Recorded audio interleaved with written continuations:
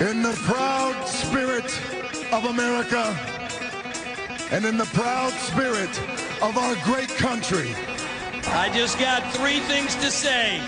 God bless our troops. God bless America.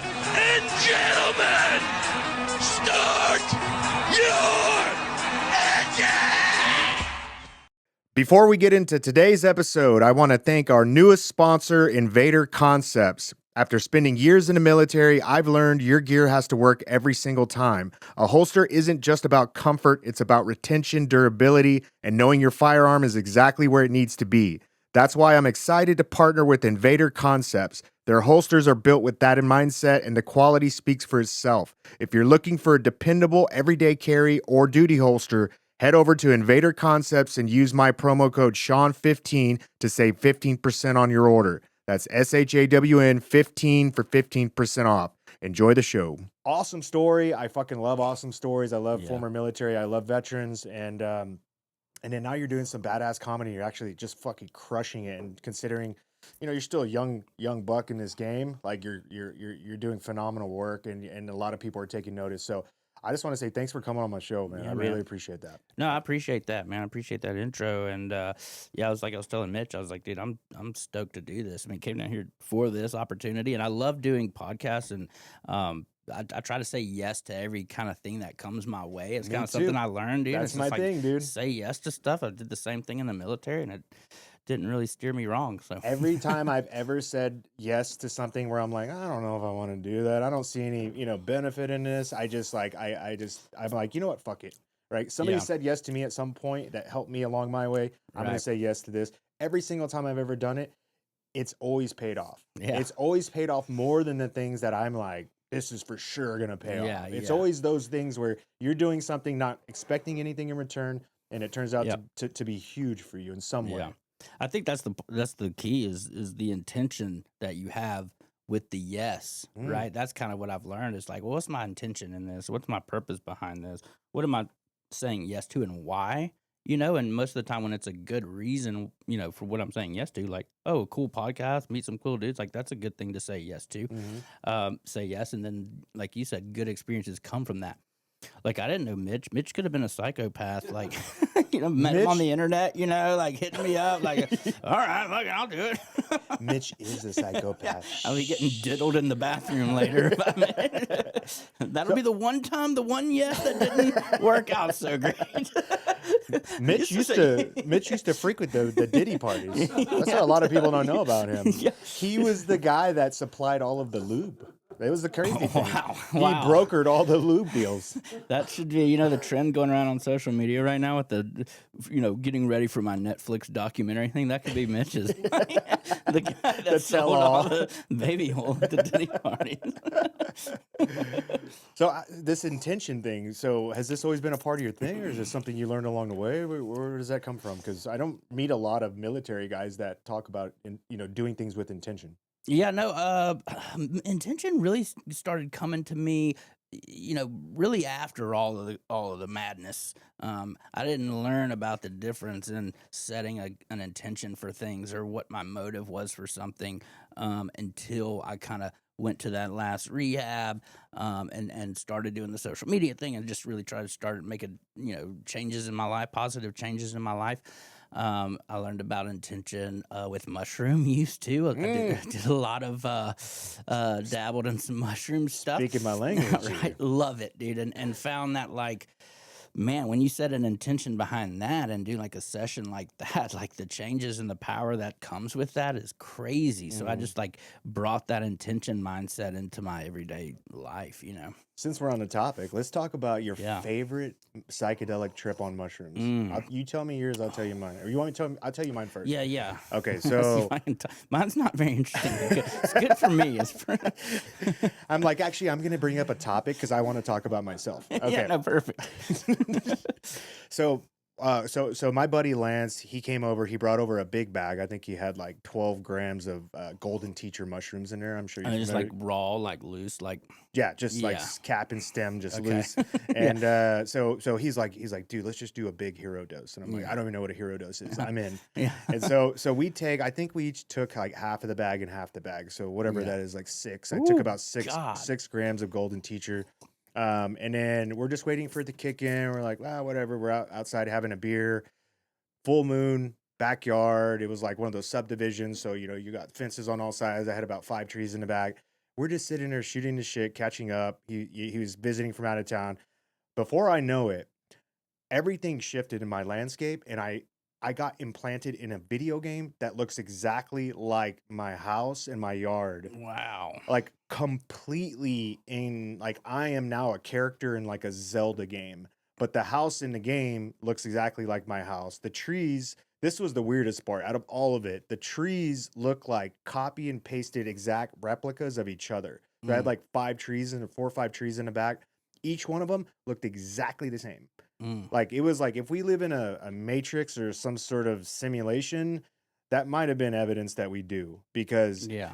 I don't know how there were 5 different looking trees that all looked exactly the same Dang. during this trip. And I was like, this is crazy. Like, I mean, the same branch going here, same, Yeah. like everything looked exactly. The house, it looked like a house in Zelda, to the point where I got up in mid conversation and walked to the house because I thought maybe if I get closer, it'll go back to looking normal. It didn't. Like nose to the wall, I'm touching it, and it's a video game house. And then I Dang. looked at the full moon that was above us, and it looked like somebody dragged and dropped this on some video game platform. Just like drag and drop it. Like it looked fake. Like it was just dragged there. Yeah.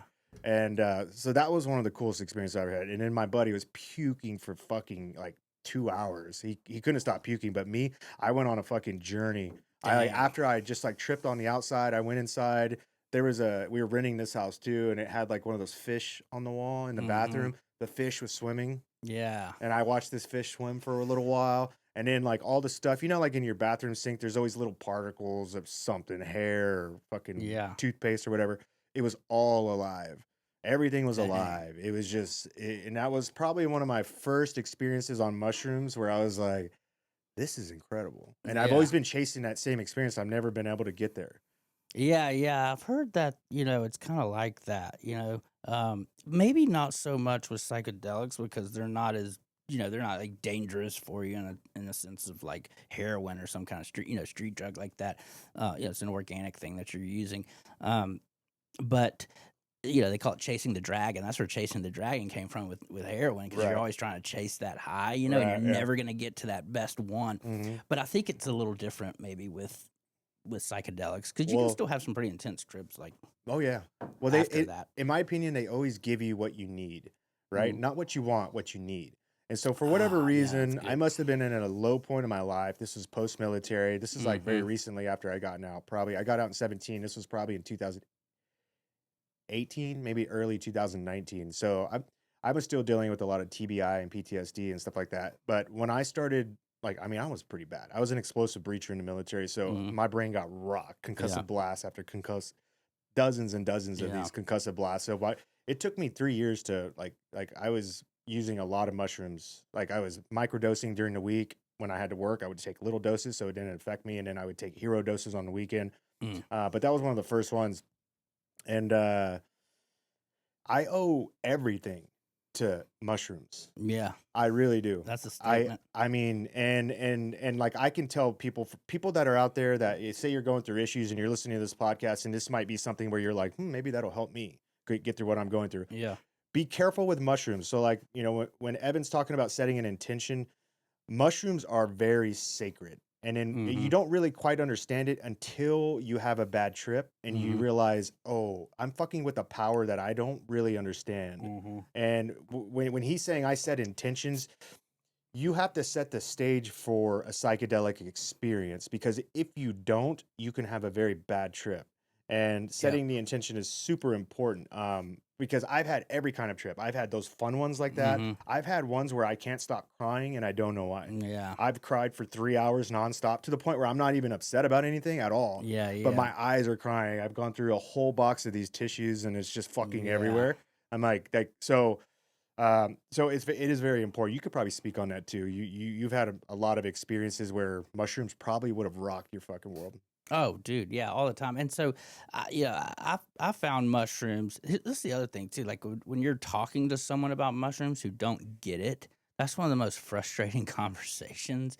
Especially when they refer to it as a drug. Like when people say, "Oh, I don't do drugs," they just categorize drugs and they just one lump sum thing about drugs, and it's like, nah, you don't understand. Drugs is a broad term. First of all, there's a lot of different classifications for that, but.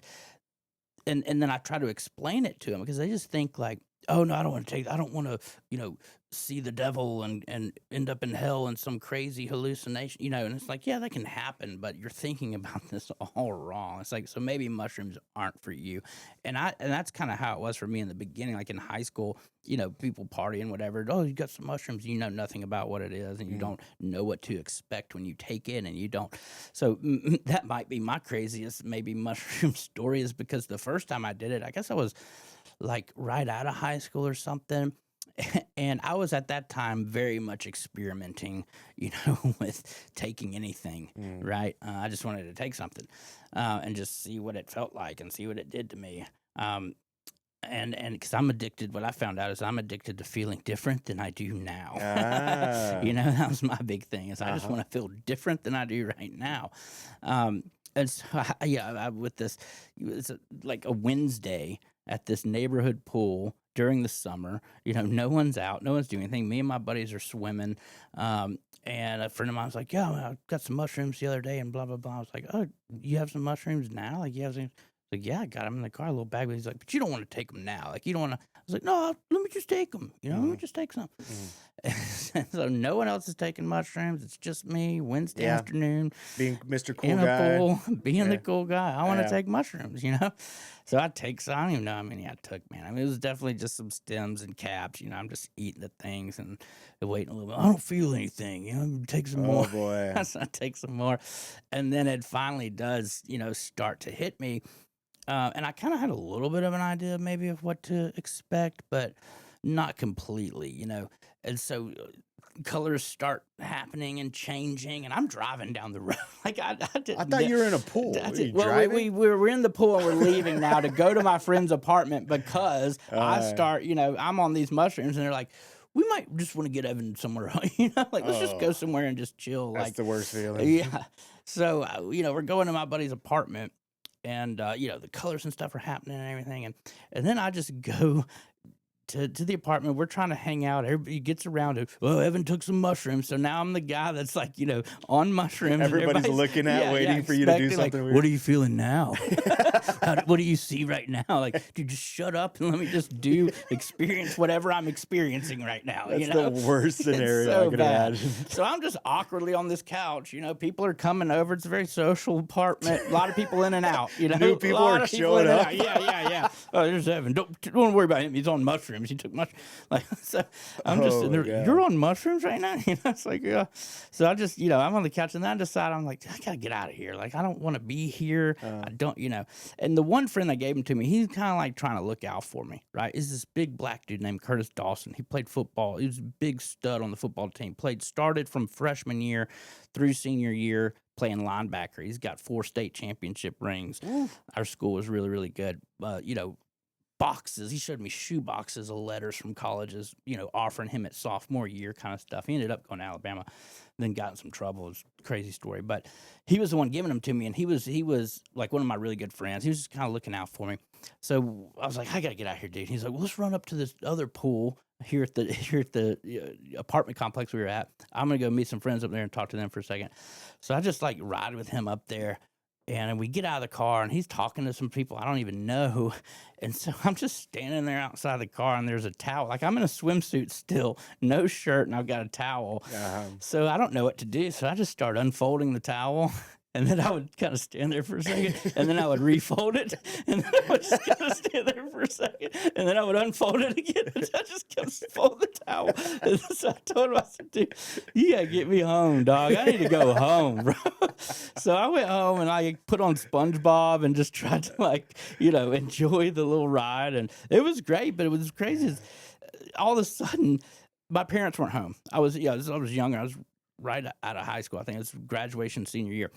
They weren't home. They were out of town. So, I got the house to myself. So I wasn't expecting them. All of a sudden, without knocking, boom, come crashing in the door. My friend Curtis, the 6'4" black dude, bangs through the back door. And I'm like, oh, shit. Wasn't expecting him. So he's like, oh, what's up? I'm just coming to chill, man. I was like, okay. So, but the next day was crazy. Like, the next day, I felt the most euphoric I've ever felt. It was crazy. It was just like the after. I was like, felt so good and just relaxed and just happy and worry free and all that. And that's the one thing, I felt like was a positive thing out of that. But after that, I really learned, this was only a few years ago I started really experimenting with mushrooms on an intentional level and talking to people that have done ayahuasca trips and talking to, listen to Joe Rogan's experience on his things with psychedelics and other people's, experience with psychedelics and learning what it's really all about. And then when I did it right, the first time, I can remember, started a little microdose, kind of ease into it. And then it became like, it's like how if I'm having like a slump in any kind of area, maybe a creative block that's lasted a couple weeks or whatever, I'll go do one of these little sessions, dude. And then it just all comes back, and I'll write, and I'll put something on the TV on, something like music videos that I like. I really like watching the artist The Weeknd. He's got crazy music videos, almost like it's meant to be watched on some level of mushroom, Oh, I agree. Yeah, So me and my friends would do that, dude. We would just put, a couple of friends of mine, we'd come microdose or whatever, put something on YouTube and just enjoy it, converse, talk about things. I would Nicki write Minaj is another one of those. Ooh, I bet that would. You listen to some of her lyric or some of her music, and you certain notes hit you while you're on mushrooms, and you're like, oh, she's definitely. She meant that. They know exactly what they're doing with that because it's like wow, wow, wow. Yeah. Have you ever done DMT? Not yet. So what you were talking about, the reason I'm bringing that up is I've done DMT. I did a DMT retreat one time, and when you were talking about, I found out that I was addicted to wanting to feel different than I normally do. That's what I learned during a retreat. Actually, no, that was on psilocybin, but we did DMT the next day. But during the psilocybin, they mixed MDMA, so ecstasy, and they mixed it with 5 grams of psilocybin in a tea. I was put in this realm where it was so psychedelic, and it was just I was in an ocean of psychedelic chaos where everything was absorbing in and out of itself. Everything was fractals. Nothing was making sense. There was no order. And it was in that moment during the trip where I was like, I can't wait for this to be over. And I can just see normalcy, right? I can see this is a cup. Yeah. This is a table. This is a microphone. This is a notebook. This is a towel. Like just simplicity and order. It gave me such a profound appreciation for just being sober. And it was in that moment where what you described when you were talking, I'm like, I know that feeling. Because a lot of people don't recognize that. They're doing stuff every day where they're getting high a little bit here or, getting drunk or whatever it is. What you're doing is you're trying to escape normalcy because you're bored. And it's like you're bored because your life, you're not happy with your life. And this is your way, this is your body's I'm not happy. Like say you're controlling an avatar and you don't like what the avatar is doing with his life. I'm going to get entertainment somehow and I'm going to try to escape this boring life. So like if you're resorting to dependencies on certain things, try fucking just changing your life, right? Try put your job application out there. See if you can find something else that you're aligned with. Try to pick up something in the artistic realm, whether it's comedy or painting or music or explore a different realm of your life, because I think, dude, people get so locked down into these 9-to-5 jobs and they're just like paying their bills, paying their taxes, taking care of the kids, like they just monotonize their life so much that they get, I think there's way more depression than people we can even admit right now. Yeah. Well, and that's the thing, like depression's a scary thing, dude. Like when you really experience depression, and it's like a prison. That's how I've described it, because I've had some times where I've just really, really been depressed and found out what that feels like, and what that looks like. And it's like a process that comes on, it just doesn't happen immediately, like, I mean, I could maybe feel I call that anxiety more really if something immediate kind of is bothering me, but real depression is just like it's a prolonged process for me, and I'll notice it like patterns of just isolating, breaking my routine, not doing things that are, part of a healthy routine, exercising, trying to eat right, doing all these things. I'll start eating bad. I'll isolate. I'll do, miss workouts, this and that. And then it turns into this big, period of depression, and so I have to watch that. I have to watch the warning signs and all of that. But someone told me one time, this is one of the best things I've heard. I've heard a lot of things in the rooms of AA and NA and all these rehabs I've been to and all this. But one of the things that stuck with me this last time was someone said, build a life that's not worth throwing away. That you don't want to lose. If you build a life that you don't want to lose, then you're less likely to go back to abusing drugs or doing this, because you don't want to risk throwing away what you have. Yeah, good point. And that's what I've built now, because I hadn't really had that to the degree of not worth throwing away yet. So every time I look back at like times when I've been addicted to something or been on, it was at times where I was just kind of just living a normal life, had a decent job or whatever, things are fine, but I wasn't really doing anything that excited me or that I felt purpose in. And so that was the main thing when I found purpose. And I found purpose through setting intention, setting an intention and being intentional with my life and the decisions I make and the people I hang out with and the decisions I make and all that, the job I have, this intention. And I found purpose through that. And so for me, it was like my purpose is, how I see it, is comedy. That's my thing. It's like my purpose is comedy, but it's past that. It's like I use comedy to reach people. And then once I reach the people, then I can share my story and I can share my message. And I can, and so it's like I reach you through comedy videos. You come to my page on social media or whatever. You found me through some funny reel that has nothing to do with, helping anyone or any kind of positive direct message. It's just something funny to laugh at.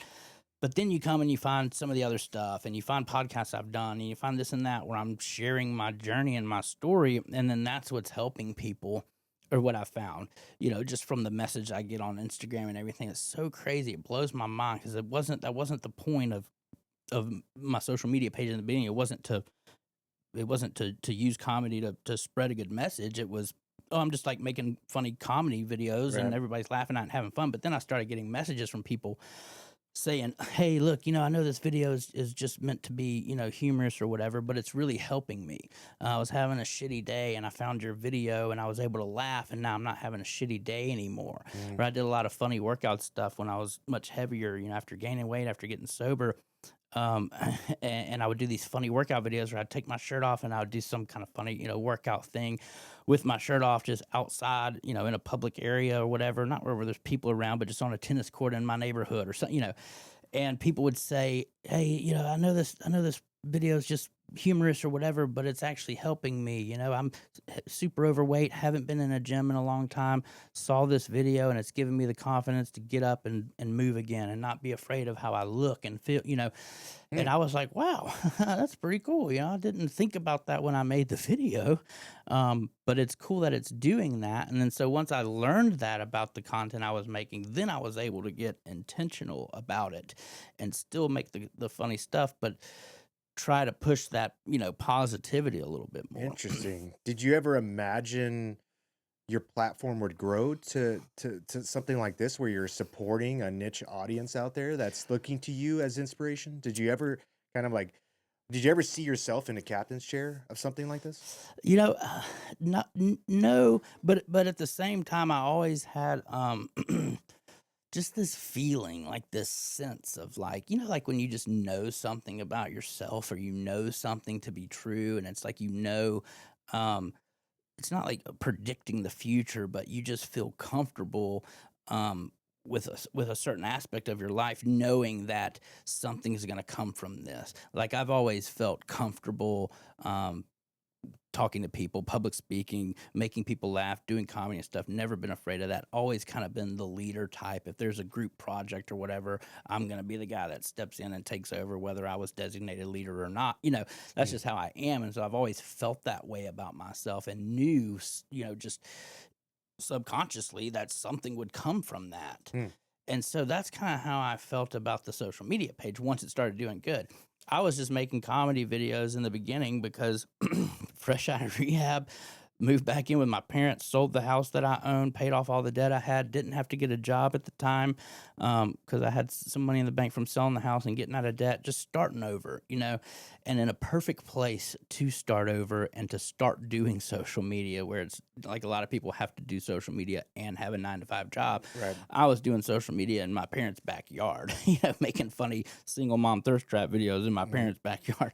So I just, people don't know that, but so, guy in his 30s just making some, thirst traps in his parents' A lot backyard. of these single women pretty contact typical. you. They hitting up your DMs. Get a lot of single mom messages, a lot of single dads, a lot of single dad messages. Listen, I have more DMs from the bear community. If you don't know what the bear community is, then that would blow your mind. At least one message every day, sometimes multiple messages, and I would be happy to add you to the text thread I have where I show these screenshots to certain friends that don't also believe me. Pull them up, Mitch. Is it on your page? What? The bear messages? Oh, no, those are in my DMs. I will show you those. I don't want to put anybody's profile on blast, but I will definitely show you those. It's because of all the shirtless picture Well, posters. yeah. I didn't know that the bear community was. And see, I'm what they call a cub, Sean, and a cub in the bear community is exactly what it sounds like. Is that because you're smaller? I think so. Yeah, smaller man, but still chunky enough to be in the bear community. Look at that. What gay man wouldn't want to hit that up? Out of your mind. Yeah, they want to hit that. Yeah. Did you ever see like the Chris Farley? They made a really badass documentary on Chris Farley. I haven't seen the documentary yet, but I love Chris Farley. Love everything he's done. It's been a few years. I'll have to find it. I'll text it to you. But there was a documentary made about his entire life, and one of them was they were talking about how many women were attracted to this guy, and he was very self-conscious, like very funny guy, but he was always a bigger guy, and like that. But that's what kind of made him who he is. But the ones closest to him said, "You wouldn't believe how much pussy this guy could get. The hottest fucking women. He'd walk into a place with like 2 tens on both arms and then more behind him. Like they just absolutely love this guy." Yeah. Some women find that attractive. Some women, it's not. It's the humor. Yeah, it's exactly. the humor. Well, it's the confidence. It's the confidence. Yes, the confidence and the humor, and you can feel that energy around. I would have loved to meet that guy. He would or met that guy. He was something special for sure, man. And then the other thing, so when he came in, he got picked up on Saturday Night Live, and all of these other comedians, and David Spade talked about it a lot. He's like, because they were older, they'd been there for years and years and years, and they're like, who the fuck is this guy? Right? He comes in. They said, but he was always very studious. He was always over their shoulder, like as they're writing skits and asking him a million questions, almost to the point where he was like annoying the shit out of them. He goes, but what the powers that be at Saturday Night Live, they kept plugging him into these skits that were being shown during the thing, and he was passing up people that had been there for years and years and years, and then all these other older like comedians that veterans seasoned in this thing, they were pissed off. They're like, dude, we paid our dues. We've been here for 10 years. This guy just comes in out of nowhere, and he's passing us all up, and then now he's writing his own skits, and now he's like they would put him in a skit as an extra, but he was so energetic and so funny that he would take over, and the audience would think he was the main character in the skit. So he was like really rubbing people the wrong way. And they said at the time, like a lot of people were really pissed off at it. He goes, but the one thing, like, looking back on it, they're like, he just had this charisma, this energy that was undeniable. And like, so the powers that be at Saturday Night Live, this is when they were in their prime anyways, they saw it. Like even us as comedians, we thought we were better because we had been doing this longer. And at the time we were upset, but looking back, like, yeah, they were right. Like this dude was always meant for stardom. Yeah. And so like, I see the same thing with you, honestly.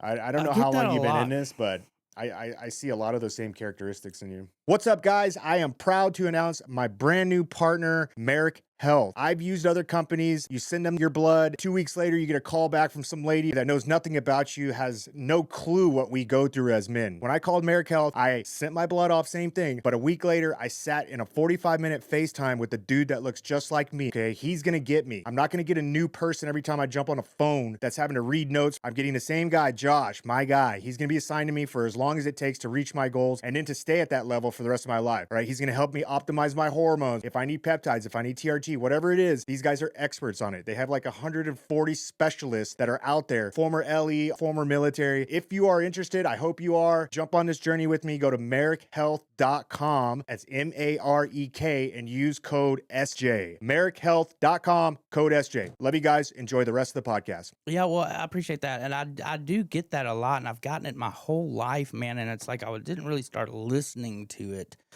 or believing it about myself until I started growing an audience on social media. Because that was the thing, is I remember the first video I made that went viral. That was just, it was an original idea. You know, everything about it was original. It was all me. It was all my idea, all my concept, all my video work and editing. I do all that myself, all me, and it went viral. And from that moment, I remember thinking, okay, that's all I needed to know.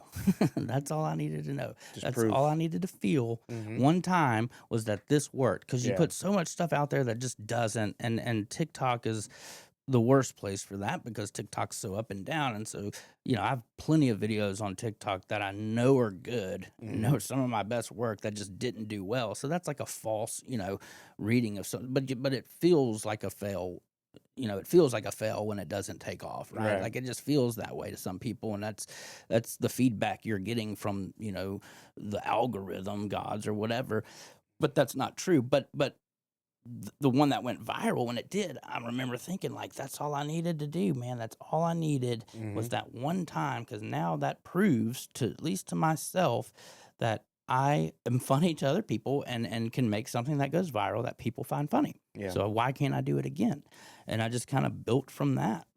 Well, let's go back to the beginning for people that don't know your background. Where'd you grow up? Were you in Alabama? You said Yeah, Alabama. Okay. I was born in Montgomery, which is the capital. It's kind of the middle of Alabama, but a little bit further south. And then shortly moved to Birmingham.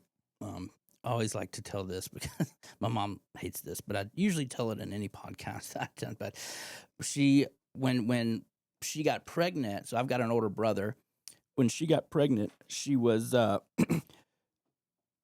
birth control. So this was the 80s. So she got pregnant on birth control with my brother and with me. So I was thinking, birth control must have been crap in the 80s. Oh, like, my God. What was it? You know, like a shot of vodka and a Marlboro Red cigarette. Like, that's their birth control means. That might have been it back then. It didn't work, apparently.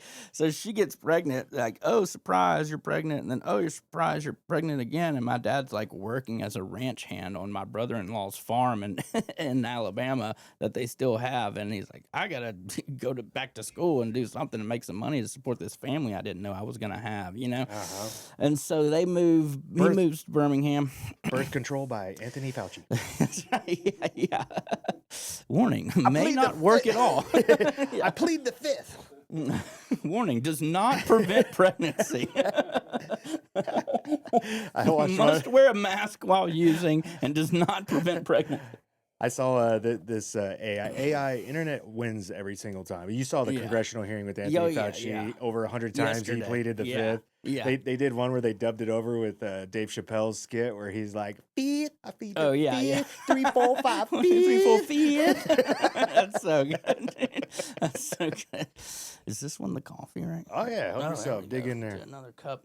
So moved to Birmingham, and he goes and does some night school and finishes that and gets a job, and you know, we're just a little middle class family. And you know, Birmingham, Alabama, really Hoover, which is a suburb of Birmingham, and you just kind of grew up normal middle class, you know, played some sports and stuff, wasn't really a big school guy.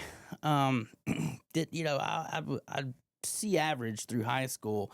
And I always say this too, it's always like, because my brother's straight A student, but he studied his butt off. He was always doing, schoolwork and in the band, played the clarinet, if that gives you any kind of context. Was also the first male cheerleader at Hoover High School, which is when he started the male cheerleading program, which I don't think has flourished. One other dude did it, and then after that, I don't know that they had any more. But I would talk shit, but I played the cornet for 2 weeks. Okay, wow, wow. I stuck with band long enough for my mom to spend $400 on a cornet, and then I quit, and I never went back again. I love it. Like, not for me. I don't even know what a cornet is. It's like a clarinet. It's just, I don't know the difference. But either. way lamer. I think it's like a little longer. Okay. That's what she said.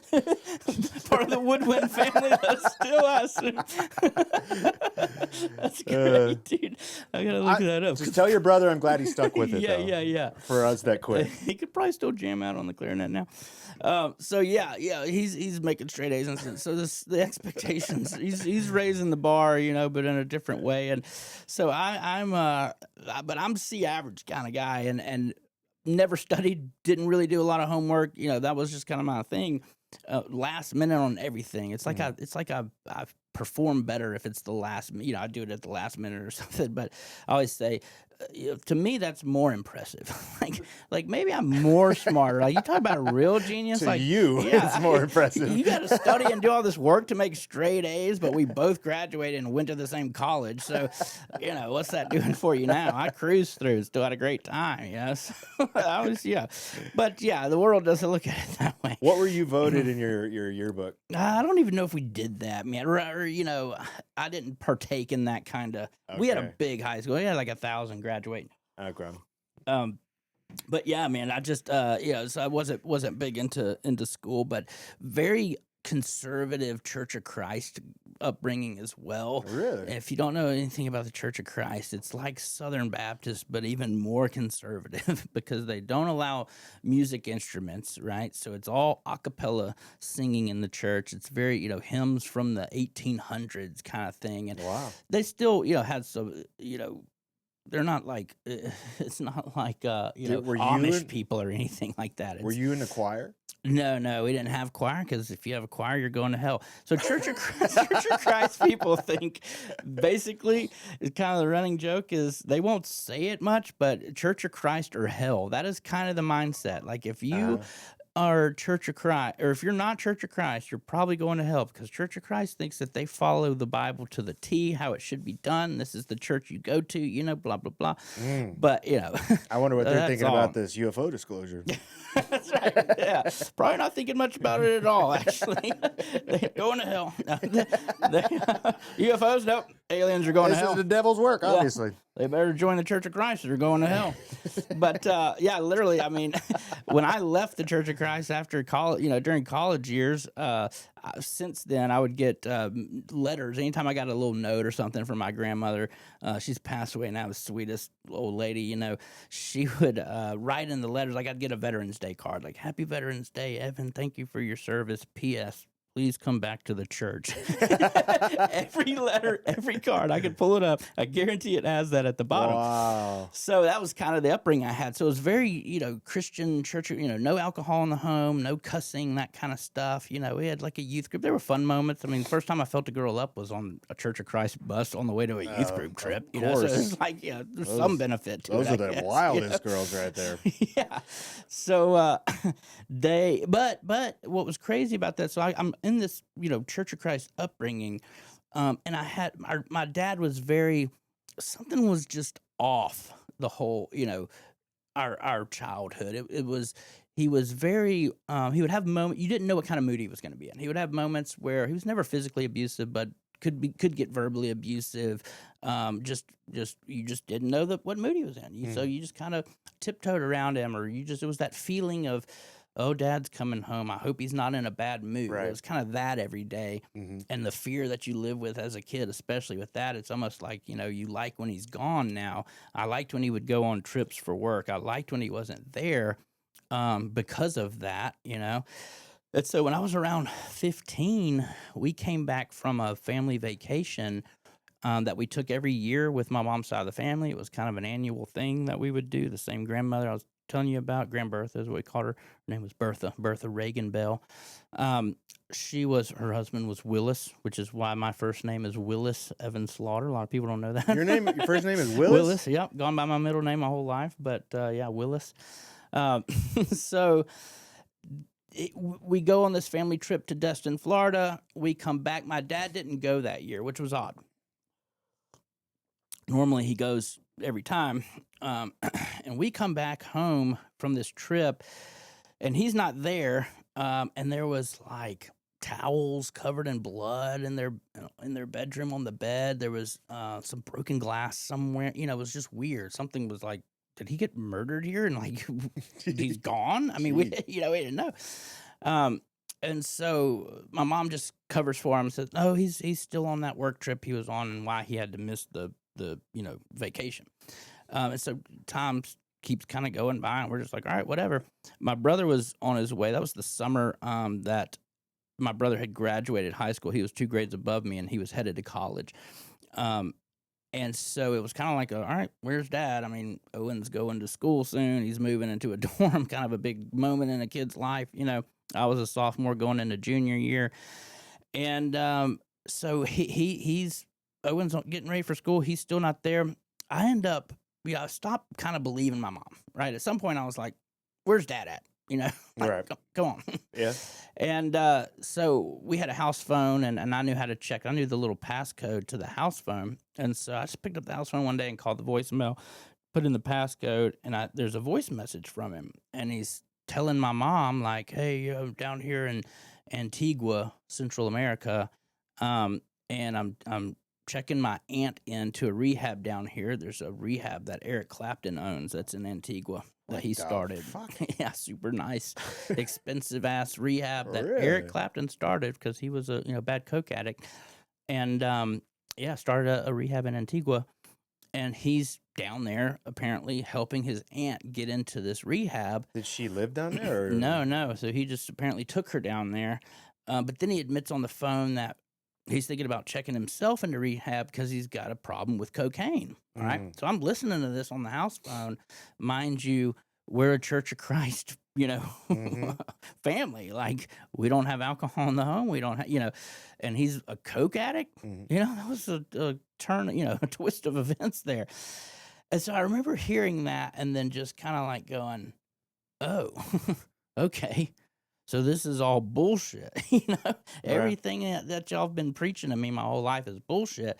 And now Evan's going to go and do whatever Evan wants to do now, and y'all can't say shit about it. Right. Because Dad's a coke addict. Right. That's the mindset I took with it. Was he an addict, or was he just kind of dabbling? So he was definitely an addict.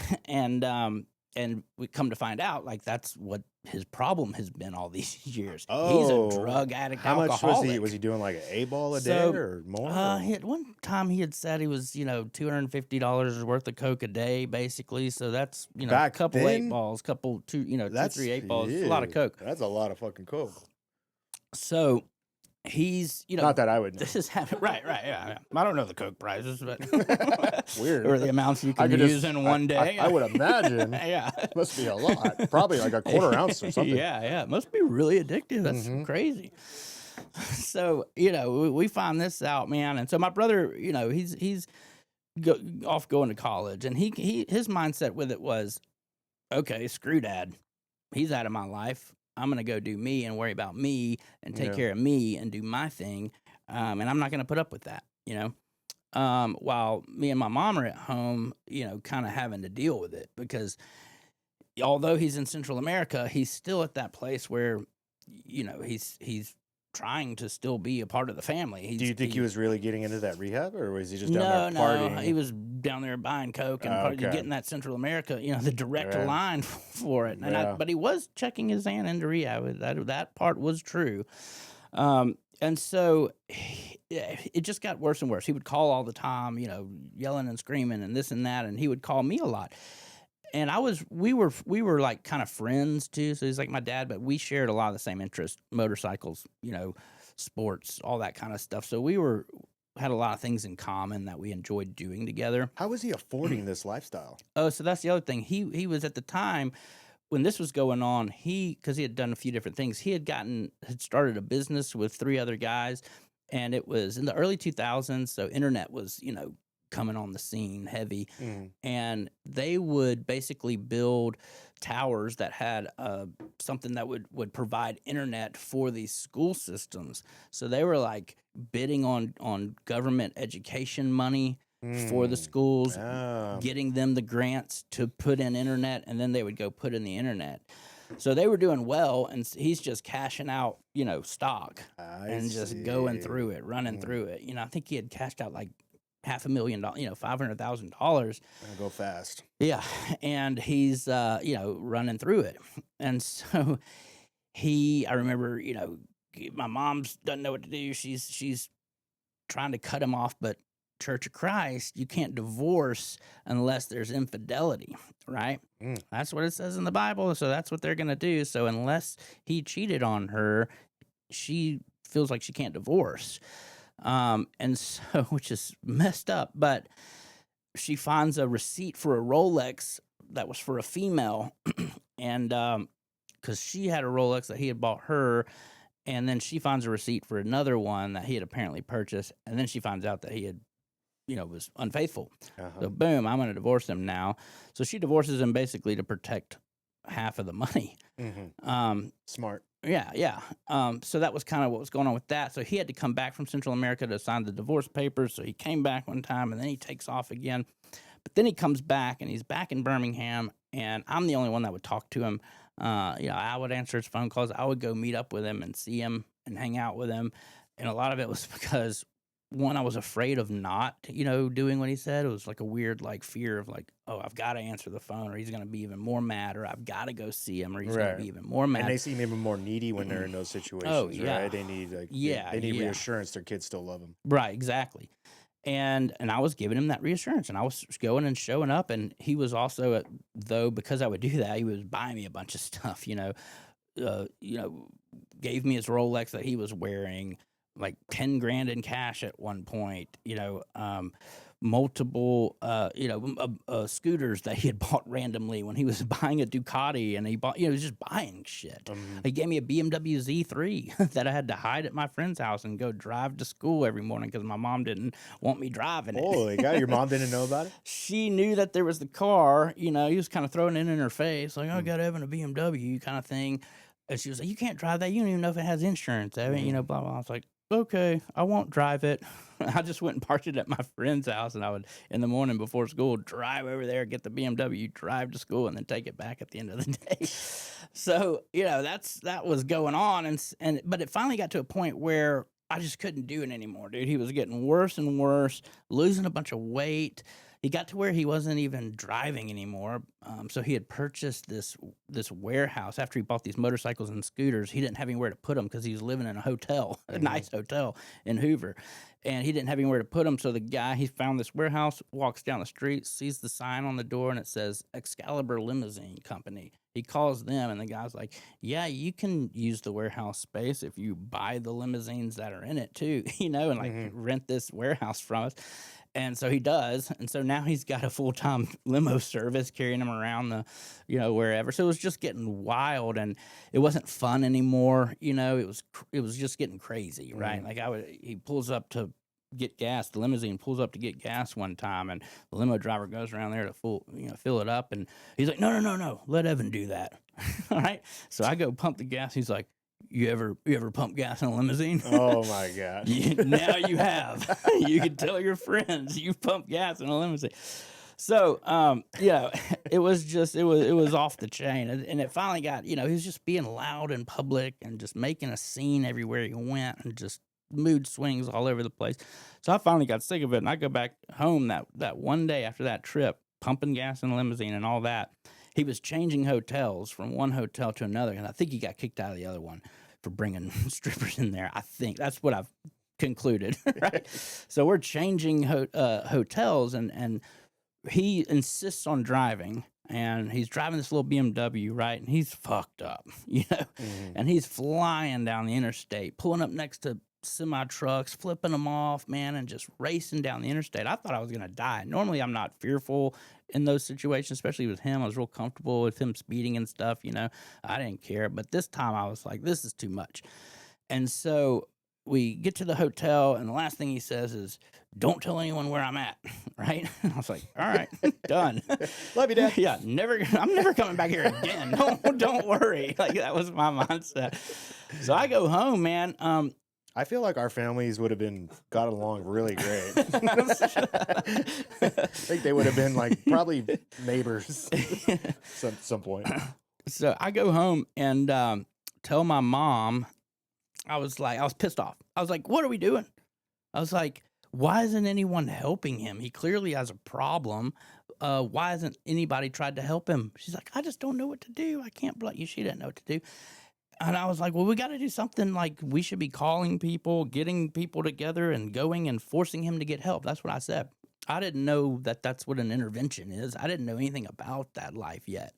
How old were you? 16, 15 when it first started happening. Now I'm 16, 17. I was getting on thinking you were 17. out of high school.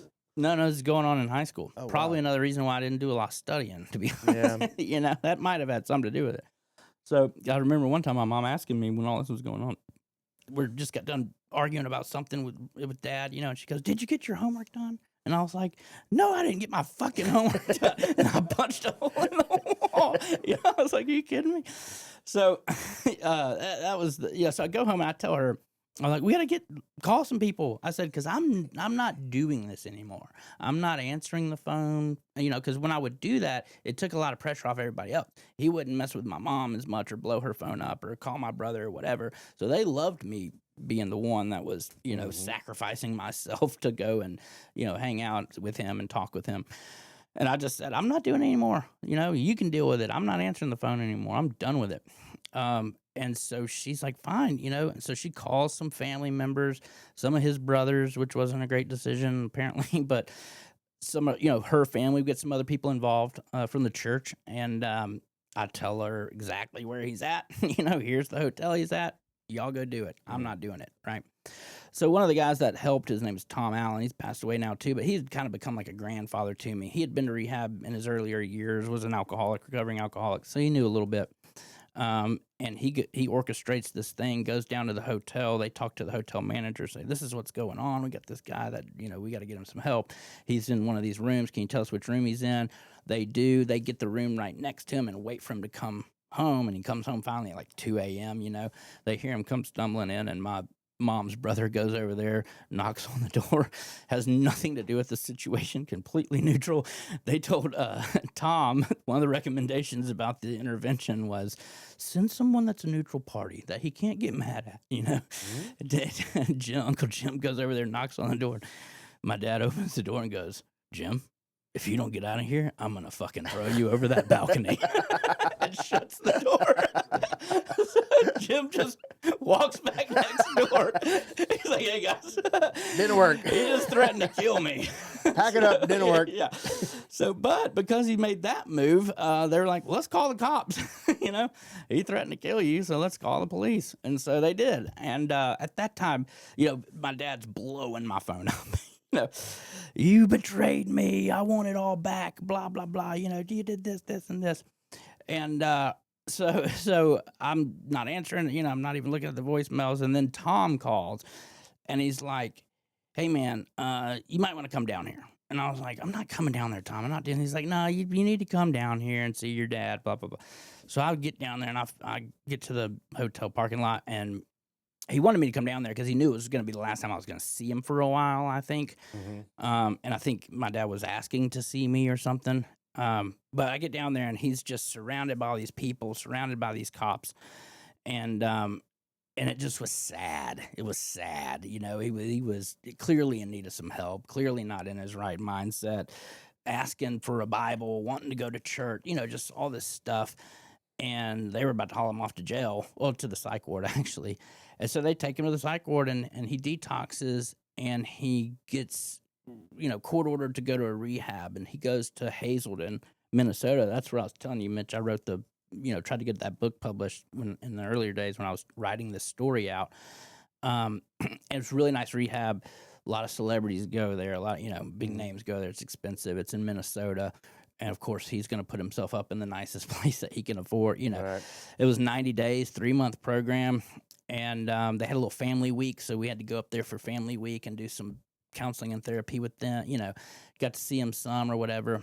And he comes out of that rehab and turns his life around and remarries my mom. And they're married now to this day. And he's Never a went good back? dad. And he's a great granddad. And he's back in our life. Yeah. So he turned it around. And Do you still remind him, like you hold it over him sometimes? well, I can't anymore because of my story. So I got him back. Maybe a little it's like I owe him now kind of situation. Wow, what a story, man. But just like you telling your story takes me back to like a lot of my youth growing up around the same age, 15, 16 years old. Like I learned how to drive so my brother's dad, it's a very complicated story. I won't tell the whole thing here because this is your podcast. But like I had a very complicated past where I didn't know my real dad growing up until I was 16, about to turn 17. So my brother's dad kind of like raised me and my three brothers. I'm sorry. We have a half brother also, but he raised us all together, even though only 2 of those were his. The other 2, we had different dads, but he raised us all as our own kids.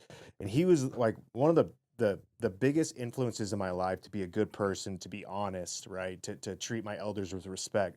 But when it came to being a responsible parent, he was probably the worst one ever. He was the one that taught me where I can go score an 8-ball of Coke on a Friday. He was the one that, taught me how to drink and drive. And like I learned how to drive because we would go, so Friday, during the summers, we would go do plumbing with him. And he did like plumbing underneath like these big elementary schools. So you can imagine a crawl space. Underneath every school is a crawl space that's about 2 feet tall and filled with all the pipes from all the bathrooms and all the everything. Yeah. And so we would, all week we'd get there. And then if you don't know construction, you've never worked it, you get paid on Friday. Every Friday you get your paycheck. And so we would all get our paycheck and immediately we would head down to this pool hall. He was a big pool junkie. And this is the kind of pool hall where all the windows are blacked out and I got my first lap dance from him. This from pool, him? Not from Whoa. Let's hey. Actually I'm good. It's nice meeting you guys. I told you he was good. No, so this is a pool hall where like you could buy. So there was like servers that walked around and shots. You could buy shots. You get anything you want. And then any of the servers, they also doubled as they would do lap dances if you want. So he would get really drunk. They'd be doing coke in the bathroom. We'd be shooting pool all night. Like we'd get off at like 4:00 on Friday. We'd be playing. We would close the place down. So imagine 8 to 10 hours, getting lap dances, doing blow. And I'm 15, 16 years old. I'm like right in there. And then I learned how to drive because I had to learn how to drive because he would get so fucked up and he would get sick at the end of the night where he would just vomit. And so he would ride in the back of the truck and I would have to drive him home. And that was my experience. That's where I learned how to drive. But I found out that I could drive drunk and I could drive on coke and I could stay in between the lines and I learned how to relax. But so I kind of feel you in a lot of ways, dude, where our families are very complicated. But it's interesting how in those families where there's so much chaos at the time, but you learn a lot about life and you learn a lot about yourself during those moments. Because like the most I've ever learned about myself growing up was during times where it was crazy and it was chaos, and people hear about that stuff and they're like, oh my God, how could it, what was that like? Because they've never experienced anything like it. But you really like you were talking about spending this time with your dad when he's going through this stuff. I guarantee you there's probably nights where you had him one-on-one, and even if he was partying, you were probably like, this is the coolest fucking night ever. Yeah, no, yeah. You know what I mean? All the time, You know, like, so it's like, it's a double-edged sword because this is not my dad and I need to get him fixed, but there's something special about those dark moments, where you learn a lot about yourself too, especially if it's a family member. Yeah, 100%. He kind of, like through seeing his mistakes, you saw what would happen if you went down the same road. And you kind of did, which I want to lead into that. Yeah. With a different substance. Right. So let's start with Afghanistan.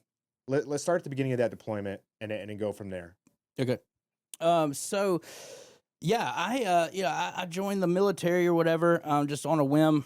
Didn't know anything about the military. I just went into the different offices and was like, hey, I'd like to find out about joining the military. Went to the Marine Corps office first because I wanted to be a Marine. Had a friend that was a Marine and all this, and didn't realize how difficult it can be to join the Marine Corps. Actually, I Really? thought at the time, I thought I was going to walk in and music would be playing, and here's Evan Slaughter, hero, coming to join the Marine Not high Corps. enough, not tight enough. Yeah, and they had to take pictures of the tattoos I had that were below a PT shirt standard, even though the guy that's like recruiting me has tattoos up to his neck. Yeah. It's just one of those things. They At do the have time, the best they were uniforms, though, out of all the branches. they have the best uniforms, dude. and they're a Marine, the whole thing. And then I found out it was going to be like 6 months before I left for boot camp. And I was thinking, what? Like, I don't even know if I'm going to want to still be in the military in 6 months. We need to leave today. I thought I was going to sign up and get on a bus and leave today, Right. So I went to the Army office, and it was much sooner. It was just a couple months, joined infantry, all that, went through the training stuff, got to the LURS unit in Fort Hood, Texas. And when we got there, it was like, oh, hey, by the way, we're deploying. Kind of one of those things. Oh, yeah, like, surprise. Hey, yeah, surprise. Pack This your is shit. really why we wanted you. Say goodbye. We need people to go to Afghanistan. Where did you deploy in Afghanistan? So we went to Spin Bulldog, Fob Spin Bulldog. It's southern province of Afghanistan. So we would fly into Kandahar and then convoy down 70 kilometers to the Fob, which was on the border of Pakistan. Ah, Friendship Gate is what they called the gate. you know Camp Not a lot of Taji? friendship stuff going on down there, but people blowing themselves up at suicide or at Yeah. Friendship Gate was just crazy to me. Why? Who came up with the name Friendship Gate? So no, I didn't meet your friend Camp Taji? Camp Taji. Who's Camp Taji? It's another one of those on the border, Afghanistan and Pakistan. I thought it was like a guy. Paktia province. Okay. I went to Afghanistan twice. One of them was in Sangin Valley in Malazai. I Okay. don't know if you heard of that. I've heard of spot. Sagan Valley. Yeah. Sangin Valley, yeah. So that was my first one, and my second one was the one in Camp Taji. Paktia. Was it 12 months for y'all, or y'all did shorter? No, they always said it was 6 months. So we would do 2-year workups in the teams. So Mhm. you would train for a year and a half to deploy for 6, a 2-year cycle. Okay. But it always ended up being like 6 to 8 months. Yeah. Unless something really bad happened. Like my first deployment, we were there for 7.5 months. We had everything packed up, all the pallets were ready to go. It was our last fucking night there. And then they were going to push those onto the C1 or C6, C7, the big carrier plane that you get to ride back. C7, I think. C7. They were going to push those on in the morning. We were going to get the fuck out of there. We were so excited. And a fucking suicide bomber snuck through the fence, got in there and blew up, I think, 3 Harriers. Jeez. And killed like everybody that was there. They had like a skeleton crew that was manning the airfield where they had these like, I don't know how much $10 million fucking jets are there or however much a Harrier costs, but this dude blew up 3 of those and then fucking killed like, I think 4 or 5 people, and then they eventually got him. Jesus. This happened. So they were like, literally, we had these things stacked to the ceiling of the studio, and they were like, take it off, get the 50 cals back on the fucking gun. Like, we got to go respond to this fucking this guy. Yeah. And so we unpacked everything. We're like, fuck, we're not going to leave. We're going to get stuck here for another fucking month. Yeah. And then I think we got everything, and we got the 50 cals back up there. We got timing and everything done on those, and we were about to head out, and they're like, never mind, he's dead. Load up your pallets again and get ready to go. So yeah. fucking Afghanistan. Dude. Yeah. That's wild. Yeah, so Fob Spin Bulldog, it's 225 miles from Islamabad, Pakistan, which is where they killed Osama bin Laden at. Shout out. Yep. Shout out to Osama. You and your friends. Oh, killed you Osama can't bin hear Laden. this. That's right. If you're listening, Osama. He might be. That's the weird part. That's the weird part. Where is his body? Today's episode is proudly sponsored by Grizzly Coolers, the only cooler I trust when I'm out there. Roto-molded, bear-proof, and holds ice for 10 days straight. And unlike the overseas knockoffs, every Grizzly is proudly made in America with American steel and American grit. Hit grizzlycoolers.com and use my code Sean, that's SHAWN, for 15% off. Grizzly Coolers, built here, built tough. Apparently they dumped it out at sea. Osama. I mean, where's he at? Yeah, good question. Where's he at? Give him a proper birth. My or two death? my two drinking buddies, they were regular fleet guys. They were on the ship where they transferred his body and then gave him a sea burial for and the weird thing is, because you remember how they were like, oh, Obama got the green light, or he found this location in the middle of the night and green lighted the team. Like, dude, they were on the ship. They're like, bullshit. Yeah. They're like, we were doing. They would do basically like what do you would call it, like run throughs or whatever. Yeah, on they've the been ship. watching it. Yeah, They were for months. Yeah, Dude. He's like and he goes, you always knew when something big was coming because they would make everybody get off the deck of the ship and go below for no reason except for very select people would get to stay up top. And he goes, once they started doing that, we knew something big was coming. And then sure enough, the next morning they're like, yeah, we dumped his body off in the middle of the night. Congratulations, you guys are the ship. Damn. Yeah, that's crazy. So to that point, I think this is my theory, personal theory. Don't have any, don't know if this is factual or not, but this is my theory. So the fob that we were on, given the distance that we were from Islamabad, Pakistan, and the time in country, so we got into country right before he was killed. He was killed in May 2011, and like May 6, 2011 or something. We had gotten into country right before that, maybe a month or something. We remember hearing about a helicopter around that time crashing, like, we were on like Redcon, whatever, because a helicopter had crashed with some SEALs in it, right? This is all what's going on. Right. And on our fob, in the back of the fob was OGA, CIA, government contracted dudes. And they had a compound within our compound, and the reason I got to go within that compound is because I did a lot of PSD, personnel security, for our lieutenant colonel, for our SCO, which was awesome because he went everywhere and we did a ton of missions and operated on a really close-knit team and got to just do and go everywhere where all the action was. But we would also get to go in this compound and sit in on some of these meetings, and it was sick, dude. It was, they're all wearing just regular civilian clothes with their plate carrier and backwards hats and carrying whatever weapons they wanted to. I remember they found in our chow hall, because these guys would come to our chow hall sometime because it had, decent food too and was a big chow hall. They found a mag with hollow points in it. Oh, boy. Which is a no-no. Yeah. And that was a deal, so we think it came from one of those guys, probably. And so, anyways, who's leaving a mag? If you're that level, right. Tighten up. Yeah. You can't be. You're getting kicked off the team. In the military, bro. Shit, dude. Gear drift. Yeah. It's contractors. They have no respect. Yeah. No respect for the game. So they had all this sick stuff, dude. ESPN up on the TVs, steak, chefs back there cooking in the full get up, steak, lobster, just eating whatever. Big, dudes, tattoos and beards and all this stuff. And we got to run a couple missions with them, just doing different things, because some of the people that they were apparently interested in, we were working with. But at night, this black helicopter would come in and it would go to the back of the compound and it would pick some people up and it would leave, and then it would come back later that night. Right? Every night?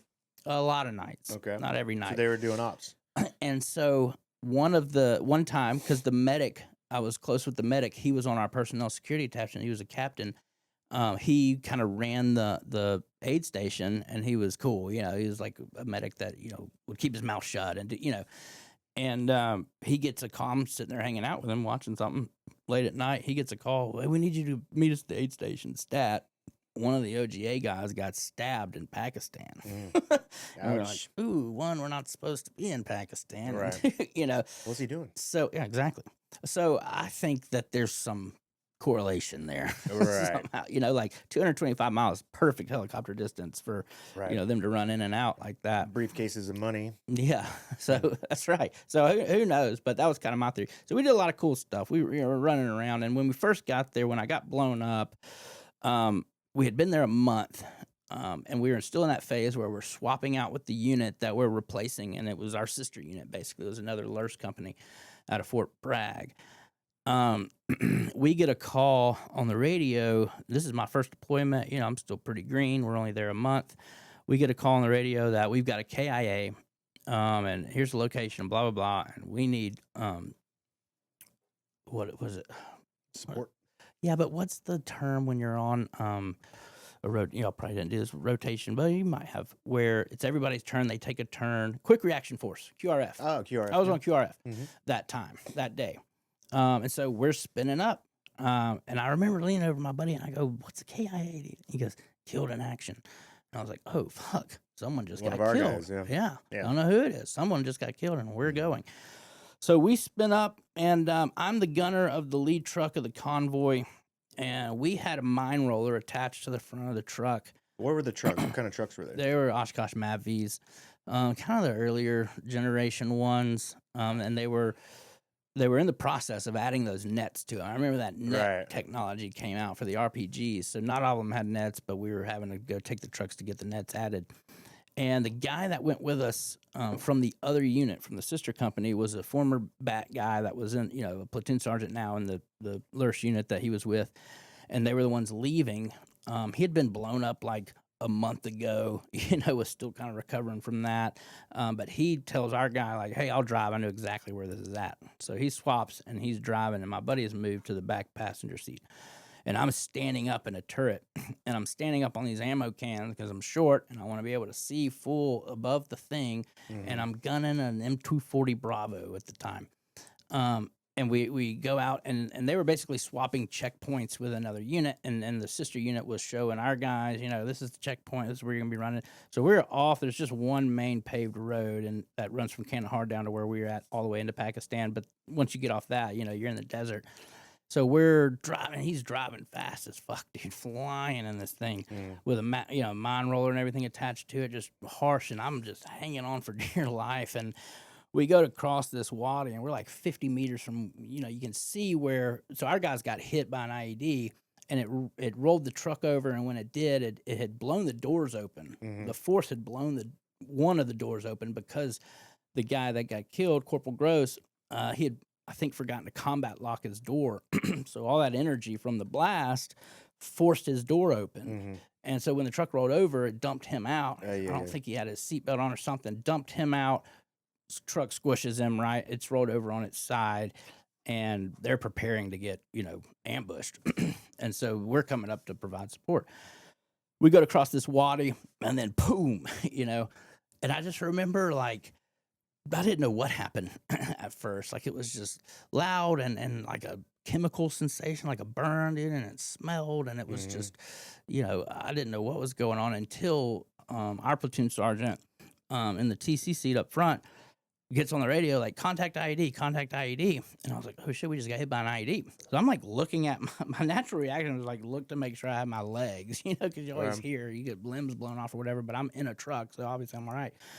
But you just don't know, and so we start kind of backing out of the kill zone, and the driver loses consciousness at that point. So he starts backing out and loses consciousness. Why did he lose consciousness? His head was fucked up, dude. He took like the concussive blast. Yeah. Okay. He didn't hit it or anything. I don't know. I Just don't the think explosive, he hit it. the I think it was overpressure? just and because he Did had it just hit on been his side of the rocked- vehicle? It hit closest to the two guys in the front. Probably a little bit closer to him. It hit, actually, the mine roller had scooped up the pressure plate, pressure plate IED that they had just quickly buried in the wadi because they knew we were going to be coming up and providing support. Right.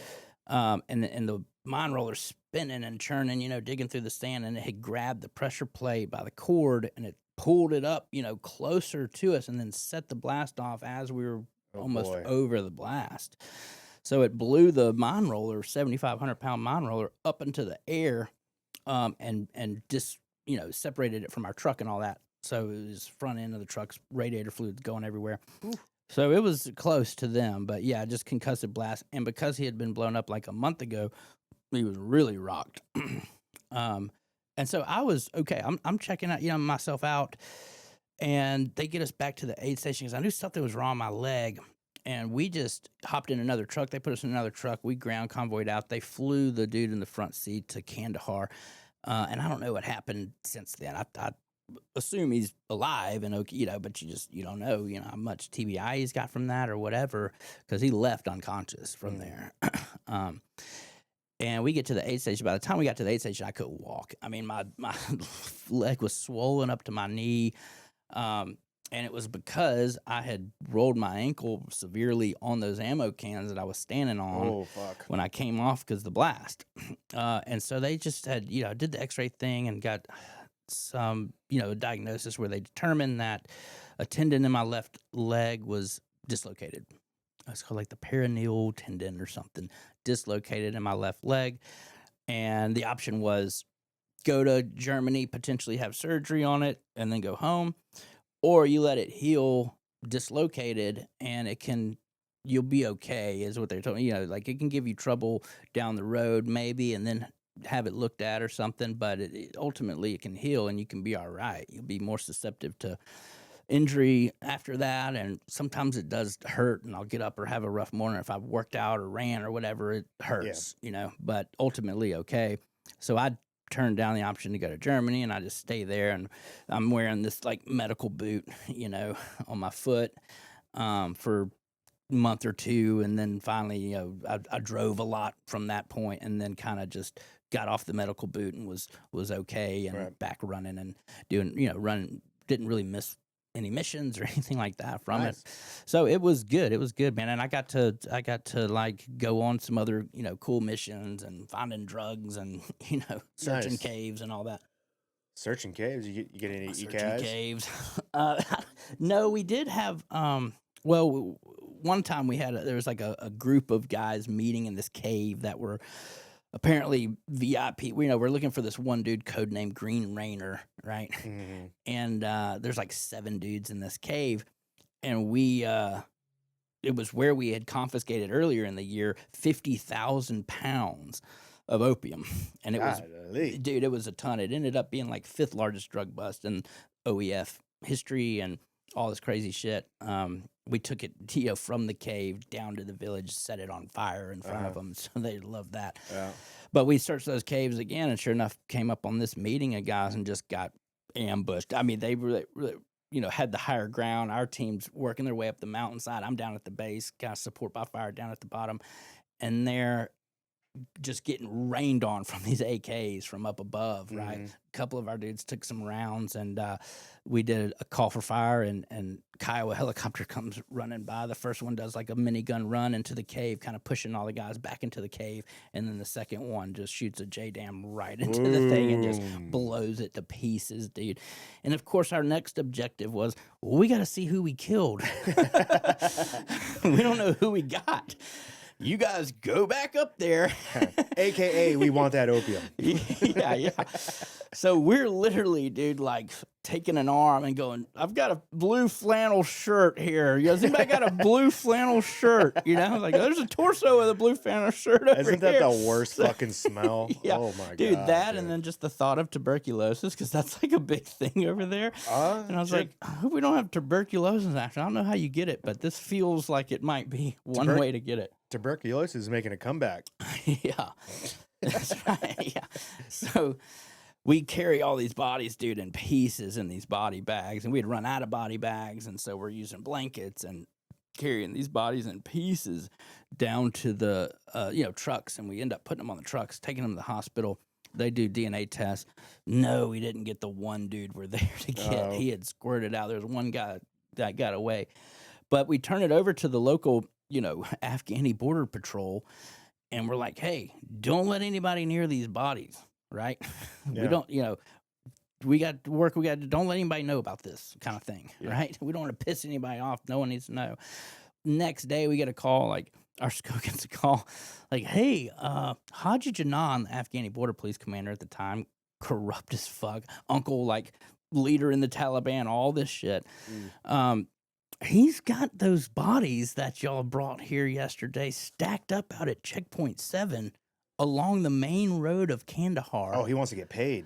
And he's got them displayed like trophies, dude, stacked up by this checkpoint that everybody has to slow down and go through. Oh, boy. Right? So everybody's driving past, kids, families didn't care, seeing these blown apart Taliban guys. And he thought in his mind it was like the American guys will love this, look, I'm in your face, Taliban, in your face. But it's not how it turned out. It didn't work out so well. Yeah, a lot of these guys, they think they're going to get paid for that shit, too. Yeah, Like, yeah, you that's get definitely paid his for motive. per scalp kind of thing. You know Oh what I mean? yeah, yeah, So yeah, he probably saw it as an opportunity to get rich. yeah.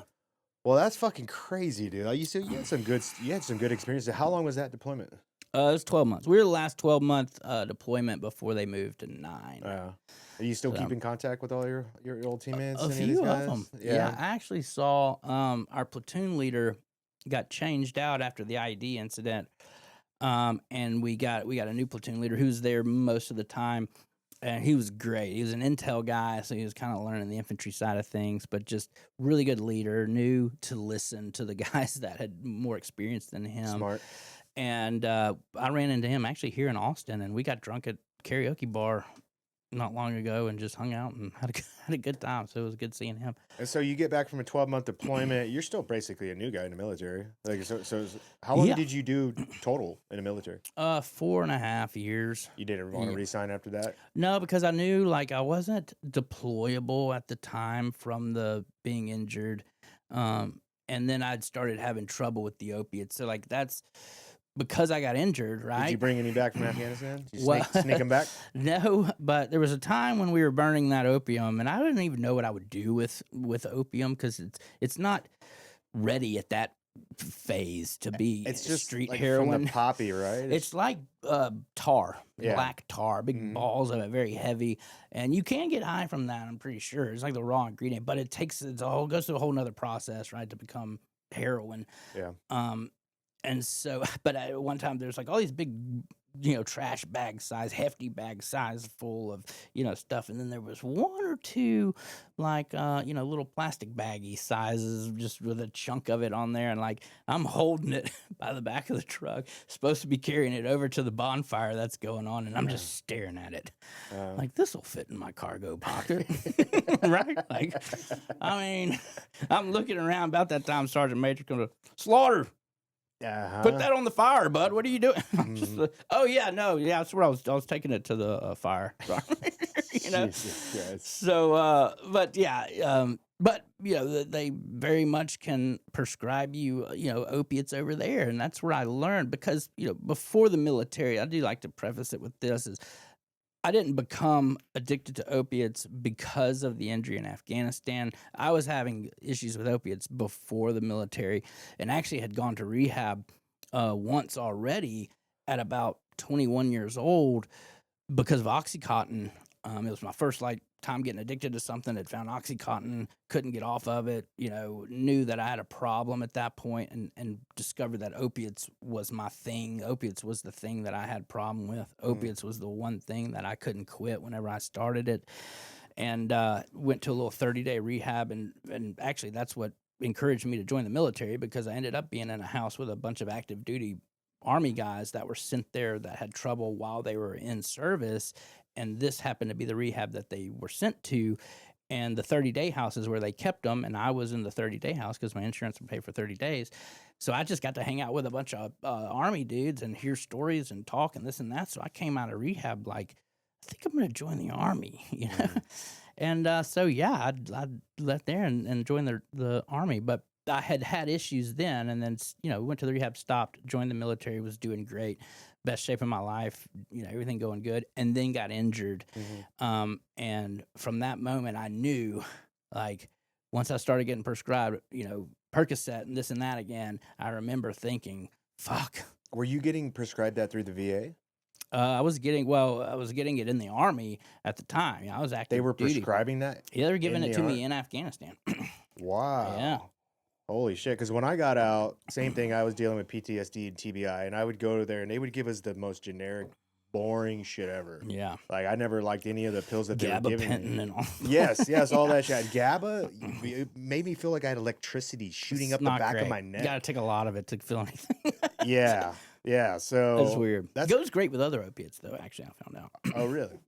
We'll talk about that. You just gotta mix and match with the gabapentin. Yeah, I used to just every time I would go, they'd give me a big brown bag filled with like 8 bottles of pills, and I would never take any of them. I'd throw them under my sink, and one time I looked under there, and I had like 30 fucking brown bags filled with pills that I never took. I was just like, throw this shit away. Yeah, like, that's good. I'm a bigger man than I am. Well, I never liked the way any of it made me feel, but but that was part of the problem is like I wasn't giving any of it enough time to hopefully fix some of my issues. Yeah. But then when I got on psychedelics, my buddy found me. He's like, dude, here's a chocolate bar with some mushrooms in it. Just take a little nibble of this whenever you're fucking getting heated. And I started doing that. And then before I knew it, I was doing it every day for 2 years. Yeah. Microdosing every day for 2 years, hero doses on the weekends.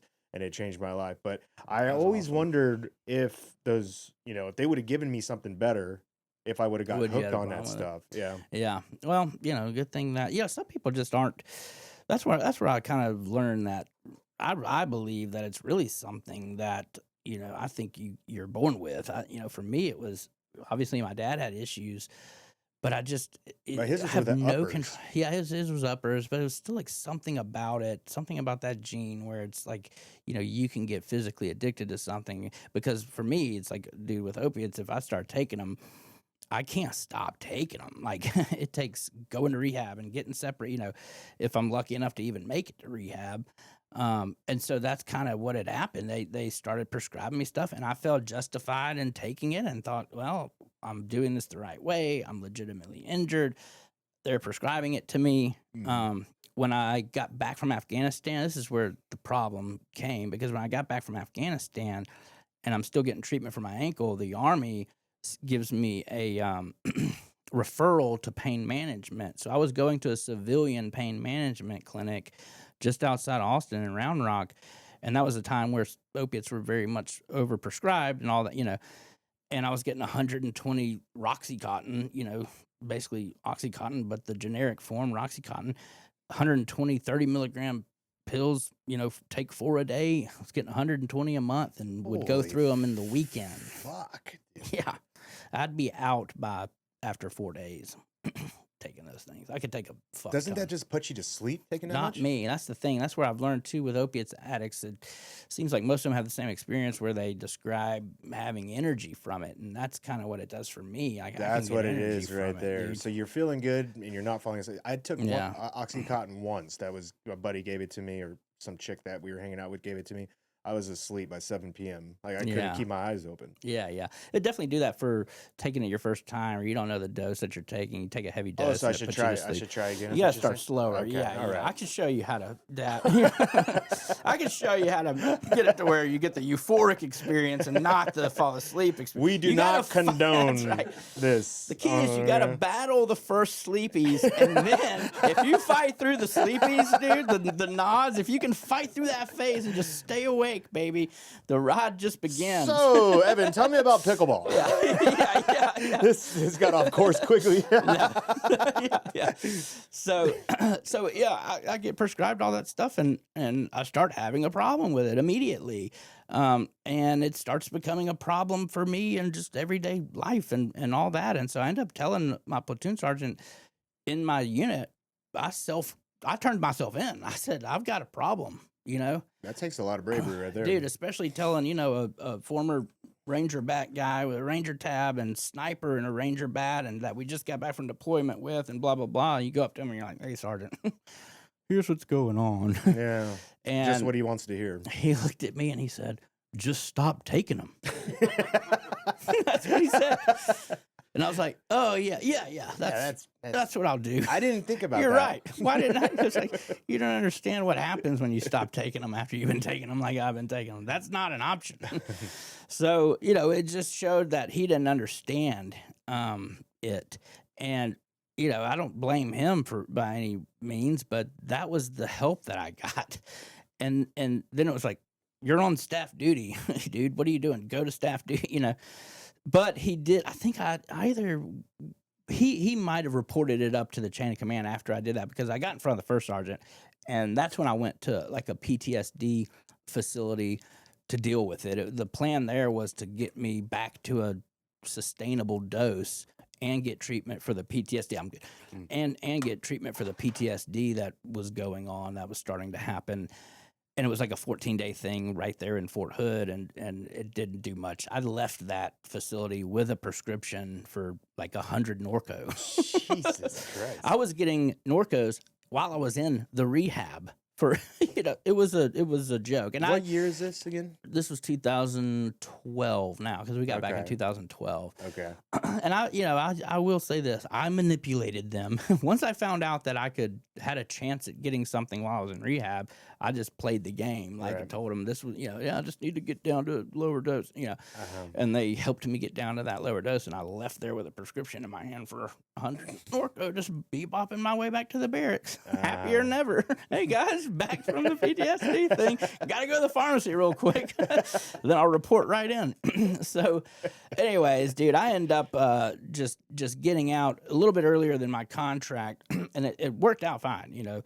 Got out, honorable discharge, all that. They knew that I wasn't a piece of shit. They knew I was a Purple Heart recipient. I'd put in my time over there. I was the only battlefield promotion in Afghanistan at the time. They gave it to me. I was a go-getter. I was first one, through the door, doing what I had to do. Great PT score, did all that. And so it was just kind of like, yeah, you can get out early kind of thing. Which was great. IED I wasn't blast, re-enlisted. Purple Heart. Yeah. You kind of, I wasn't going to re-enlist. Whatever you want to do. I didn't want to do a desk job. I didn't want to, I was starting to have trouble with the opiate things. Life was going off course. I just wanted to go home and do something else at this point. Yeah. I'd done what I'd wanted to do in the military at that time, and I felt good about it and was ready to go. So I went back to Alabama. I left there, went back to Alabama with a bad opiate problem, and was battling that when I got back. And that was a long road of just, back and forth trying to get sober. I was seeing a civilian doctor that was crooked and now has lost his license, that was giving me Valium and whatever opiates I wanted, which you're not supposed to prescribe together at all. And so now I've got a Valium problem. And so it was just, it was wild. And it was all me, manipulating people to get what I wanted. You're lucky to be alive. Oh, for sure. You know the half of it. Our days are packed. Podcasts, travel, training, and Jen's always in the shop, grinding and working around metal. We're constantly exposed to stuff in the air, in what we touch, just day-to-day life. And even if you're a little off, you feel it. So we keep things simple. Train hard, eat clean, stay consistent. And we use Masterpiece Zeolite as part of that routine. Zeolite is known for binding to certain unwanted compounds, helping the body process and clear things out more efficiently. For us, it's about staying clear-headed, keeping our energy up, and not letting that daily exposure slow us down. Nothing overcomplicated, just something that helps us stay on point no matter how hard we're pushing. If you want to check it out, go to masterpiece.health and use code Sean. Dude, You ever count your stars? Lucky stars there? I need to be. Yeah. I run out of Valium one time, and benzos are, you can die from withdrawals from benzos. There's two, alcohol and benzos. Those are the two that can kill you from withdrawals. I run out of the Valium, and I know that I'm going to be having some problems soon. So I decided to prescribe myself some over the phone, which does not work. But you can phone in Class 1 narcotics at the time, and I'd seen it done in a doctor's office, and I remember thinking, like, I can do this, Wait a minute. Explain that. What do you mean you're phoning in this? So doctors can call in certain classes So of you were narcotics. pretending to be a doctor, calling in your Yes. own prescription? Exactly. Jesus Christ. So I get a Wi-Fi calling app on my phone, right? I'm going to use a different number. I'll get one out of Texas. Say I'm his doctor out of Texas, and I need to prescribe, which you can't, prescribe something in Alabama from Texas anyway. So it was a stupid plan. Do not try this at home, kids. No, don't do this. Yeah, this is what not to do. Do not do this. So I start calling pharmacies. This is Dr. So-and-so, and I need to prescribe. I got a patient that's there now, and the first pharmacy I called, no. Hang up the phone. Next one, no, right? Third one, by this time I didn't know it, but the DEA had been alerted at this point. Oh, no They were way. onto it from the jump, dude. They So one know. of those ones that you tried to call reported it? Because I thought you just needed a DEA number, which I got off a prescription pill bottle that I found in my dad's pill, cabinet. Uh-huh. And it was for a doctor in Alabama, and I'm acting like I'm a doctor out of Texas, so it's a DEA number out of Alabama. And it was just all bad from the get go. Uh-huh. And but the third pharmacy I call, I'm like, we'll call you right back. I was like, okay, we might have a chance here. So I get a phone call back, and they're like, hey, Mr. Slaughter, your doctor called in that prescription for you. We got it up here for you, ready to go, right? So I'm thinking, Hell yeah, it worked. So I go up to the Rite Aid in Hoover and circle the parking lot a time or two to make sure there wasn't some kind of undercover or sting operation about to happen on me, right? Came from a reconnaissance unit. I should know, I know how this goes down. So I go into the pharmacy, go up there, pay for the medication, and boom, dude, a cop out of nowhere comes up, arrest me and everything. They couldn't get me on the forging the prescription because that was on a Wi-Fi calling app. And I was like, I don't know. I just got a phone call from the pharmacy saying they come up and pick up my prescription, I didn't do nothing. So they got me on unlawful possession of a controlled substance. And it ended up, being the pathway to help. I was arrested and for the first time, not first time being arrested, but for something that's not an overnighter. And, knew I was going to county at that point, knew it was a big deal. But the jurisdiction I was in had a veterans court program, and they were actually the first county in Alabama to start the veterans court program. So they were proud of that, and they were, took it serious. And it was a program I had to do. I had to go in there, and I had to do drug tests, and I had to, do what they say and pay my money. And if I did all that, then they would drop the charge at the end of the thing, and you'd be done, right? But my problem is I couldn't get clean. I couldn't get clean knowing that I was going to go to jail because that was the penalty. If you failed a drug test, they locked you back up for however long and then get out. And they're like, all right, let's try again. Blah, blah. A certain number of times doing that, though, they send you to prison and you finish out your sentence and that's it, So I struggled, dude. I couldn't get sober. And so I would get out of jail. I would go right back out and use for 2 weeks. Because that's how when court was every 2 weeks, and I knew I was going right back in. So I would use knowing that I was going to go to county for 2 weeks after this. Yeah. And that's how powerful, right, it is. So they tried a few different things for me, and they send me to another rehab. I do another rehab while I'm in there, and it was a disaster. It was shit rehab, and it just goes to show you not all of them are great. The ones that are for profit, not great. It was no leadership, dude. There were like no classes. There was like... It was in the process of being sold. So we were literally, had access to the vehicles, had access to, guys were leaving on the weekend, driving back to Birmingham, buying drugs and coming back and getting high at this rehab. It was terrible, dude. I did meth for the first time at this rehab. It was crazy. So, which is a whole nother, if we talk about hallucination stories, right? Honestly, give me my hallucination story is this meth one. Give it to me. I'll tell it to you. And We'll I'll branch off. We'll come back. We'll circle back. Yeah. There's a good part to my journey here. Okay. We're going to get to it, right? I promise I'm all right now.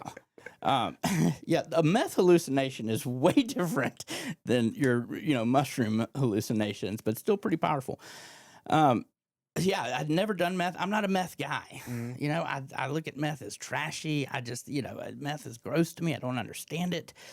But when in rehab, right? Right. And I happened to be at the rehab I was at, man, you're in the meth capital of the world at this part in Alabama. And there was this guy that was there, fresh out of prison, crazy dude. Big, kind of a stocky white dude, like your build, really stocky white dude named Weston. And he was like affiliated with some white gang and just, he was like an enforcer for this white gang in prison. Oh, he was crazy, dude. And he didn't look like a meth addict, though. He was kind of clean cut a little bit, It was very deceiving. He wanted me to on one of the weekends when no one's there watching us, they knew that I knew how to start the van without the keys. Right, because I had figured out how to. It was this shitty van, dude. You could just take a screwdriver up under the thing and connect these two wires and crank the van right up. He's like, Slaughter, can you crank up that van for me and take me down to this girl's house right down here? Because he's from there. And I was like, fuck, all right, dude. And he was like, and look, I'm going to pick up a little something over down there. So I was like, okay. It's like the magic school bus. So I'm driving this junkie, dude, in this just beat up van. I mean, it's the shittiest looking van you've ever seen, dude.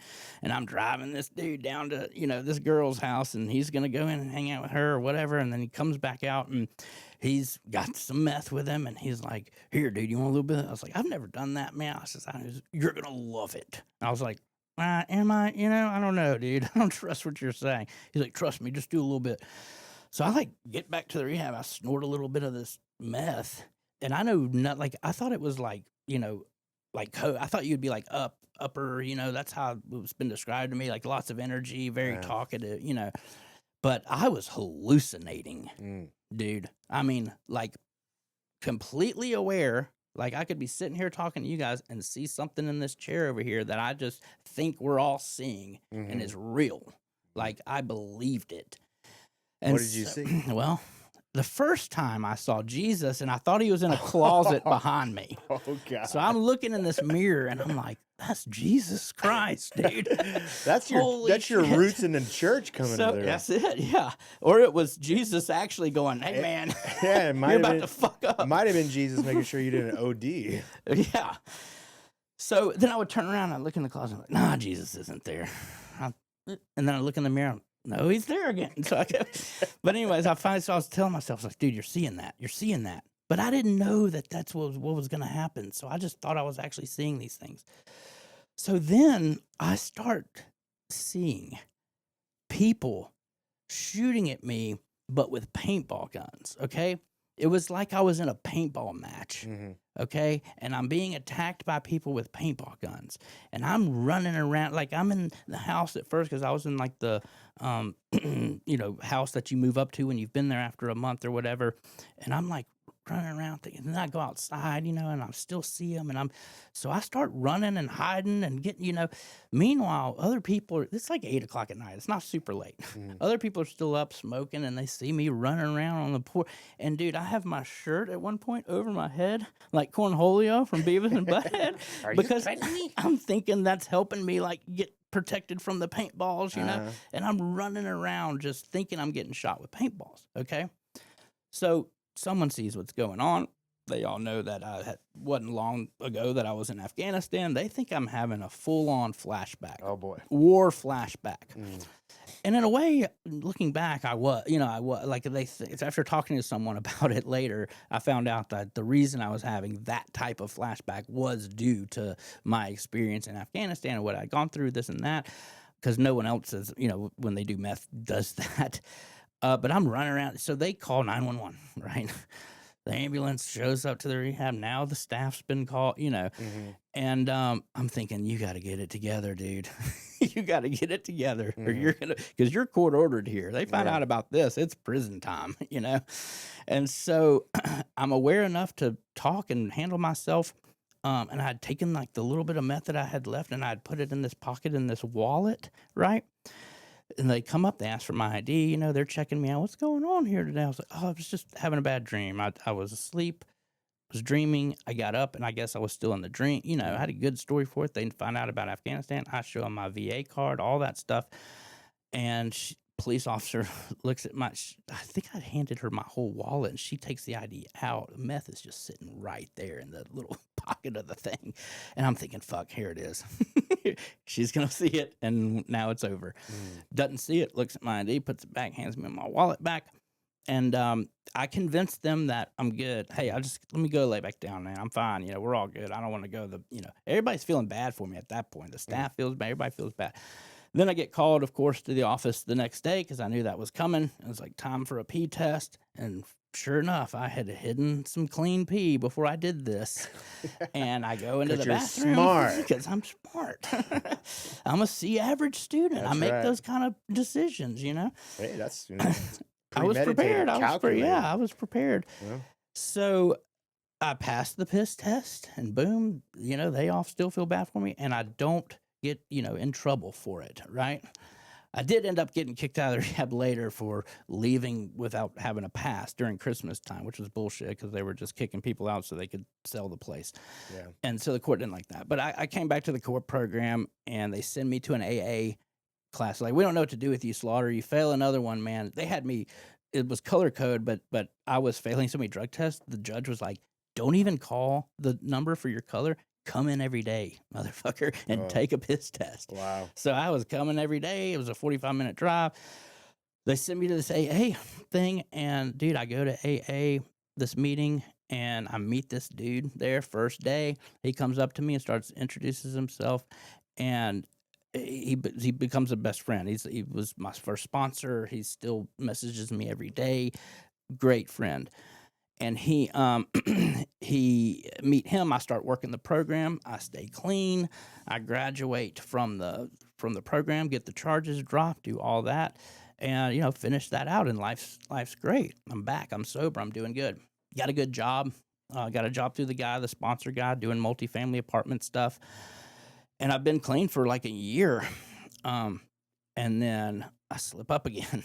And that was kind of my cycle. This is what was going on during 2015, 16. So, I would get sober, do well, hold down a job, something would happen, and I would mess up again.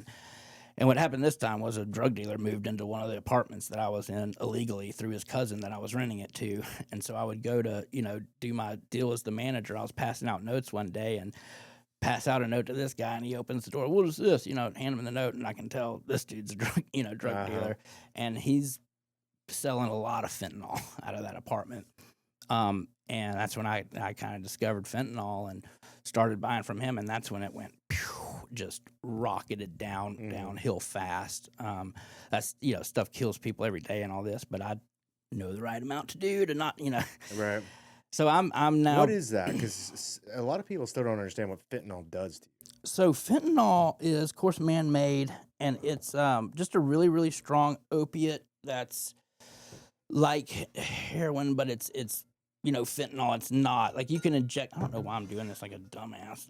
That's the infantry in me right there. I'm like trying to navigate it under the microphone. I don't know. Sorry, I'm on so much meth right now. I just seen a lot of things. No. I can figure this out.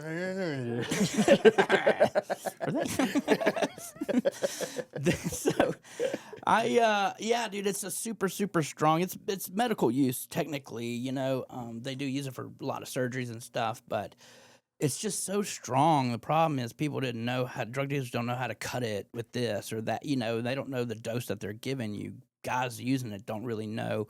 They go inject it. They do too much and you go out. You just kind of lose consciousness, and then people die from that. Their heart rate slows, their breathing slows, and then they just kind of die in this sleep. That's what overdosing is, and that's what's killing them.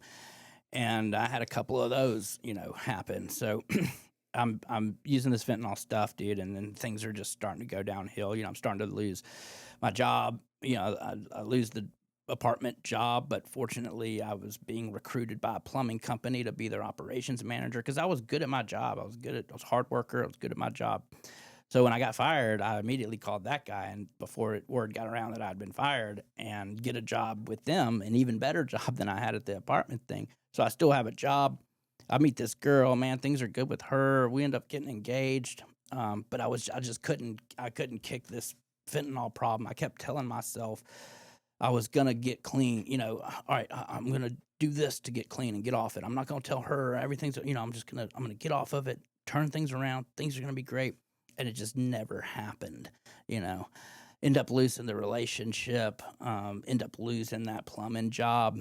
And I am at the bottom of the barrel. I mean, I'm sold all the furniture in my house. COVID started happening at this point, and it kind of saved me because my mortgage, I wasn't able to pay it because I was spending all my money on drugs. But they did that program where you can just not pay for a year, and it goes on the back end of your mortgage at the end, and they just refinance or whatever.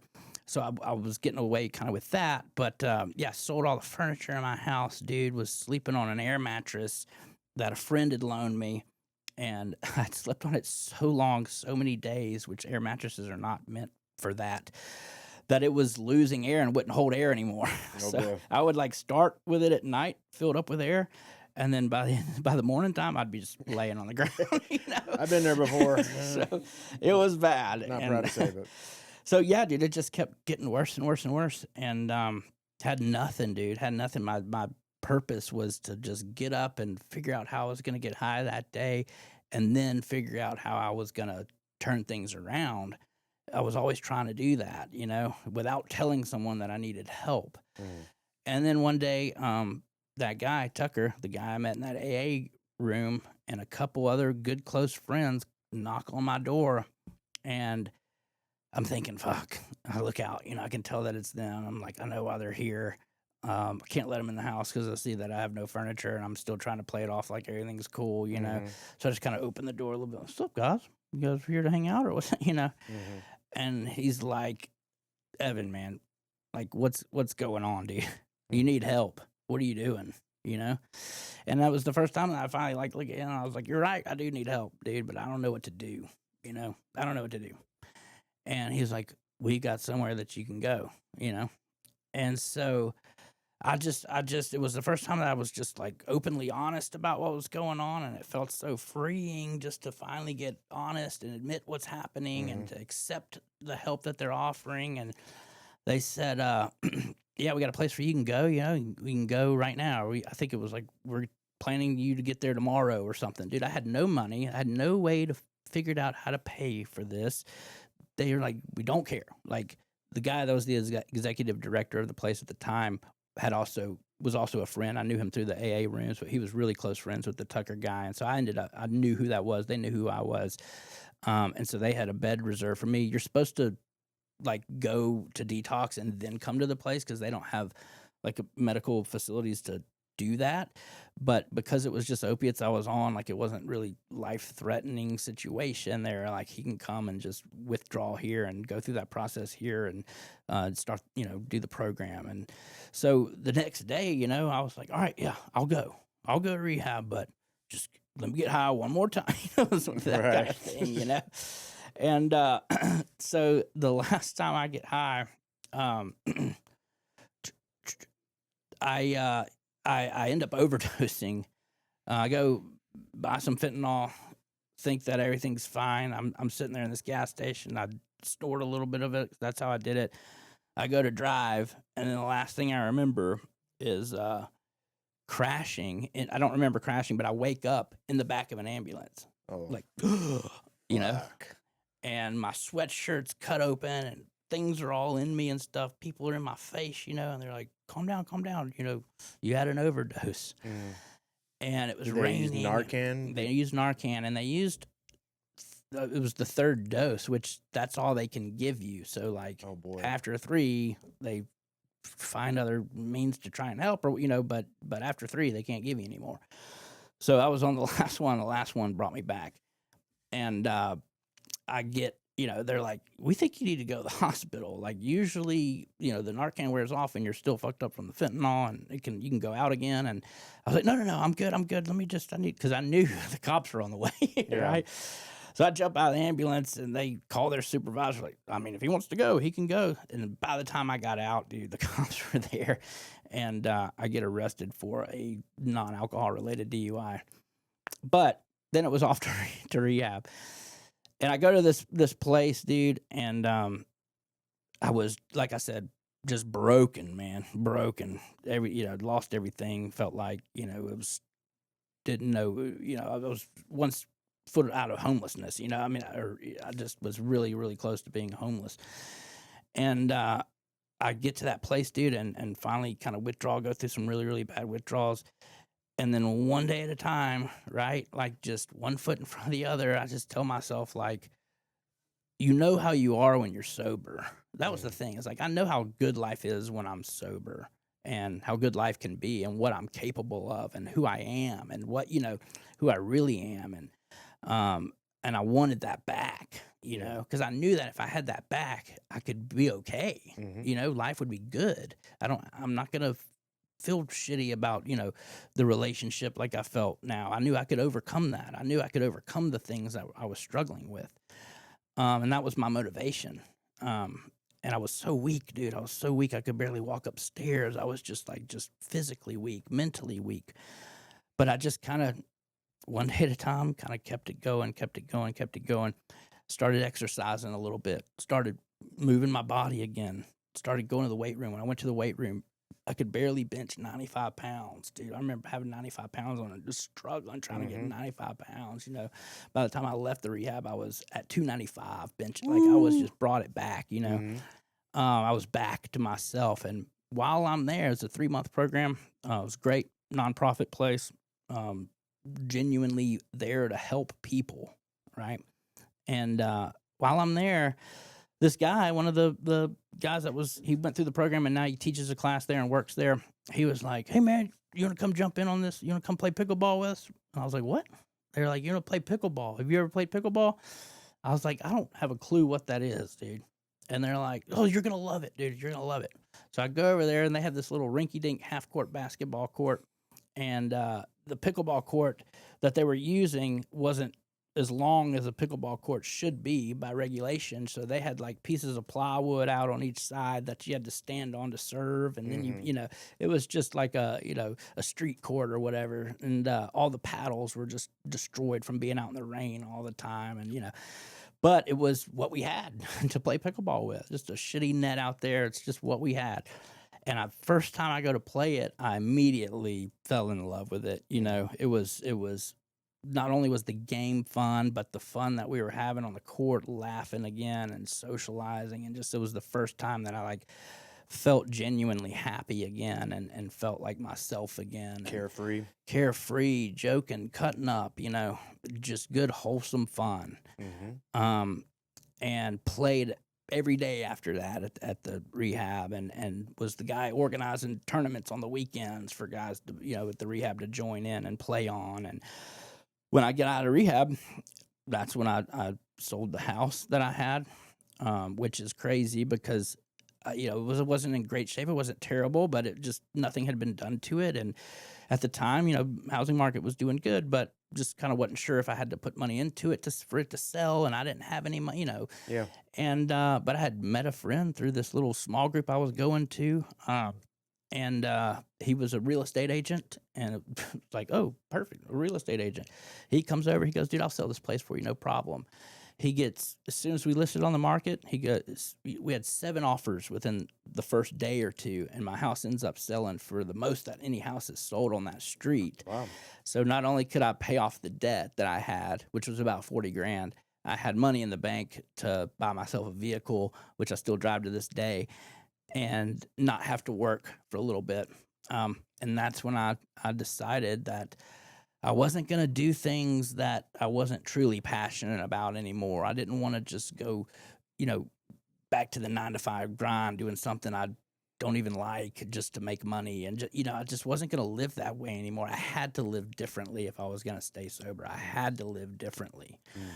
I had to find some kind of purpose in life to where I didn't want to go do something that made me just void of all the things that we face in life. I didn't want to escape anymore. I wanted to face it. I wanted to live life and enjoy it. And I wanted to be alive. That's what I remember from that overdoses.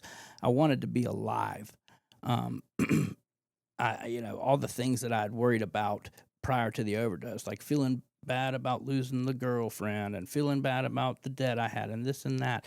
When I overdosed and I came back to, the first thing I thought about was, thank God I'm alive. And I remember those problems. I wasn't even thinking about those problems. I was thinking about myself again. And that just told me, like, dude, those problems are nothing. You don't care about those problems. You really care about being alive. Yeah. So I start making, videos, just having fun. I knew I was good at comedy. I knew I was passionate about it. I knew I liked acting and entertain. I knew I was good at it, and people know my personality, and people know this and that. And like you were saying, like you can see in me, like you were saying with Chris Farley, like it just feels like you're that guy that you feel the energy. And people had told me that my whole life, and I'd never listened to it, right? But then when I started making the videos, I was making them around things I was doing at the time in life, and one of those was pickleball. The weight gain too, just because it's probably something we need to address. But I gained a bunch of weight when I got off the opiates, and I was back at my parents' house because I was finding comfort in food. That's probably something a lot of people don't talk about with Dude, rehabbing. So I was one of those guys that would see someone, because I was a personal trainer. I was into exercise science and stuff before I joined the military, and was still always into fitness. But I would see like just a heavy, overweight person on the treadmill, or an obese person. And I was one of those people that was like, I don't understand how you can get like that. Yeah. I didn't understand it. I just had no sympathy for them. I just didn't understand how you could let yourself get like that until it happened to me. Yeah. And I really think that the whole weight gain thing was supposed to happen. I think it's part of my journey on purpose because of the amount of people that I've been able to help with my content through that process. And so when I gained all that weight and I still didn't care, I learned to love myself regardless of how I looked on the outside. That was the big thing. That was the big takeaway. I learned to love myself for who I am and not for how I looked, because that was always why I worked out, because I wanted to look good. I mean, I cared about the performance aspect somewhat, but I really wanted to look good. Um, it was just in vain, that's what it was for. And that's not sustainable in my opinion when it comes to physical fitness. You can't just always want to look good. You got to have more motivation to it to really sustain good health physically over your lifetime. And so but I learned to love myself for how who I was, and I would take my shirt off and do these videos, and I didn't care, and I was like almost like just throwing it in people's faces, like, come on, come with the comments. I don't give a fuck, like, I'm taking my shirt off. I'm doing this. I don't care. Like, this is who I am, and I was building confidence through that, learning to love myself. And then through that, I didn't realize it, but I was helping people that were struggling with that problem specifically. And that's when I was getting the messages. And that's when and so then I got to a point where I was ready to address my physical health and all that, and knew that I wanted to live longer and be healthier, and knew that I couldn't keep doing this if I actually cared about myself and loved myself. So I learned that the reason that I think that physical fitness is important, not only does it help mentally and all those things, but if you truly love yourself, then take care of yourself, right? True, if you truly love who you are and you want to stick around on this earth for a while, then prove it by taking care of yourself. So I started, exercising again, and that's been, I got down a little bit, and then I had a period where I gained back some. And then it showed me like I got to tighten up again, but I don't care. Like, that's fine.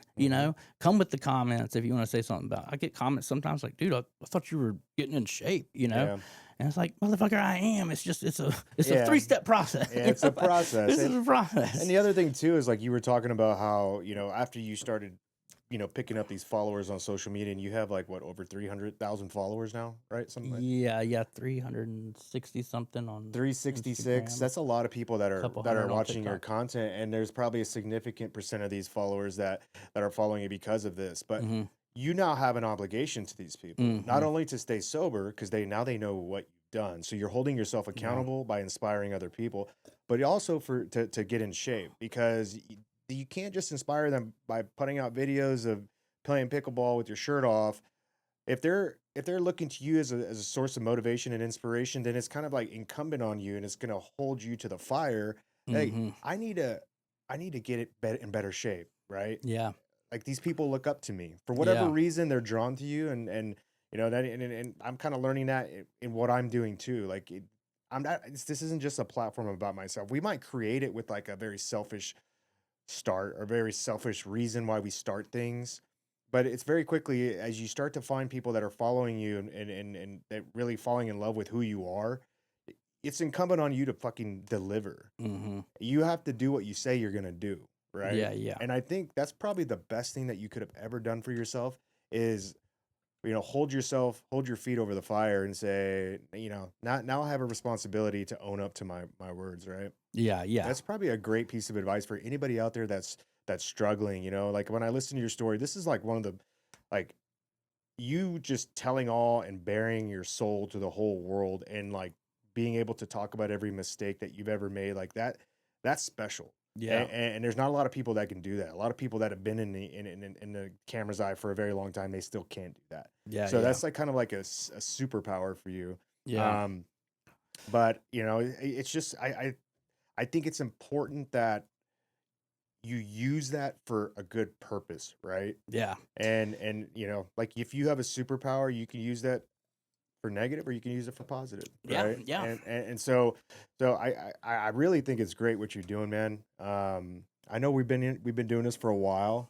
I just wanted to ask you one last real big question, but for somebody that's out there that's in your shoes, or the shoes you used to be in, addicted to opioids and all that, if you could sit down across from them and give them any piece of advice, what would you tell that person? I would tell that person,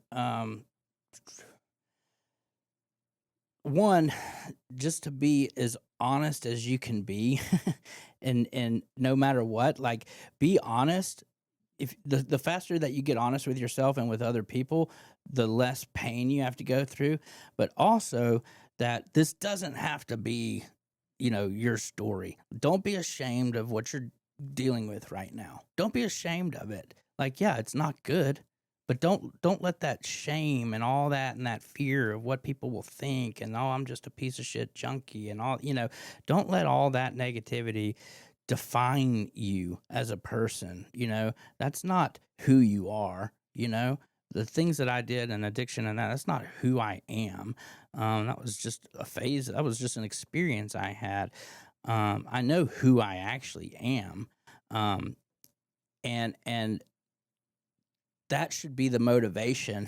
Let that be the motivation for you to want to do something different, because there are good things on the other side of this. There can be. Yeah. There can be good things on the other side of this. And what you're dealing with now, as bad as it is, can be something really, really great and beautiful and helpful and can save someone's life. So what you're going through now, this story, this pain, this drama, all this stuff you're going through can be a saving grace for someone down the road. Absolutely. And like, just listen to this story right here.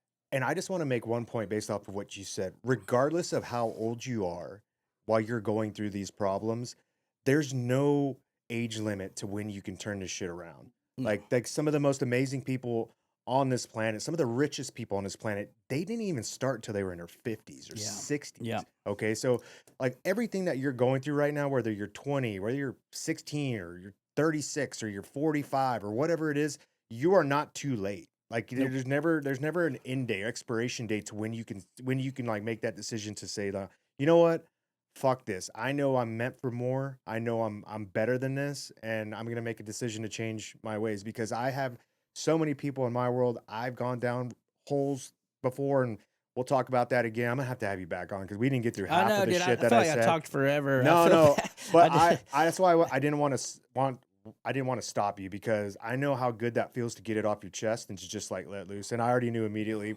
soon as we started this, I'm like, I want this dude to come back on all the time, because there's so many more stories we didn't even get to. Oh, dude, for sure. I mean, where I'm at now is so much different from where I was. The pickleball thing, the fact that happened at rehab, dude, is incredible. It has taken me all over the country, introduced me to so many people, given me crazy opportunities, and that's what pickleball is and should be for people. It should be something. I've donated money every month to that rehab since I started doing this. 10% of my income goes to that rehab. I've been doing that steady for that, trying to provide for them. I have plans to build them a brand new pickleball court. Me and the Valera Pickleball, have donated about 100 paddles across to that place for them to use. And I want to build rehabs. I want to build pickleball courts at rehabs just all over the country, because look at what just pickleball did for me. Yeah. It's not just the pickleball, obviously, but it was a tool, an outlet for me to use to go do what I'm doing now. Yeah. And people can have that. People can find that. So have you ever used a health coach, just out of curiosity? Like just for like working out, or for like having a health coach assigned to you? Like Merrick is one of my sponsors. Oh, and no. They have like virtual health coaches out there. Oh, that'd be sick. I've done some peptide stuff and like men's comprehensive health stuff. So I'll see someone online after I do a blood test and talk about my numbers and stuff, but I've never done like actual health coaching. I'll connect you when we're done with this, but these guys are the shit. Oh, that'd be cool. Yeah, and I'd love to see what they do with you, because you're a fucking cool dude, man. I appreciate it. I love your stories. We got a lot more stories to get through, so I don't know how quickly we can get you back on here, a couple months or something. Dude, I'll just move in. You got an extra room here? You got an air mattress I can sleep on? Can you edit? There's not a lot of pickleball there's not a lot of paintballers around here.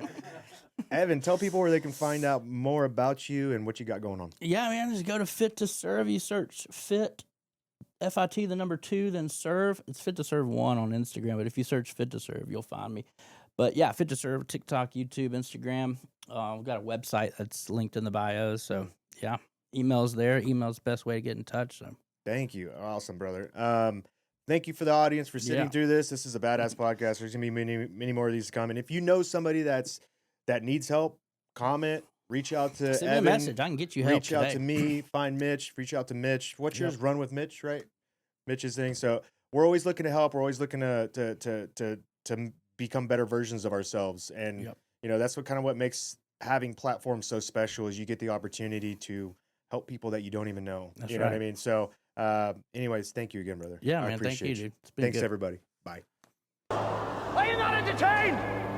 Are you not entertained? Is this not why you are here?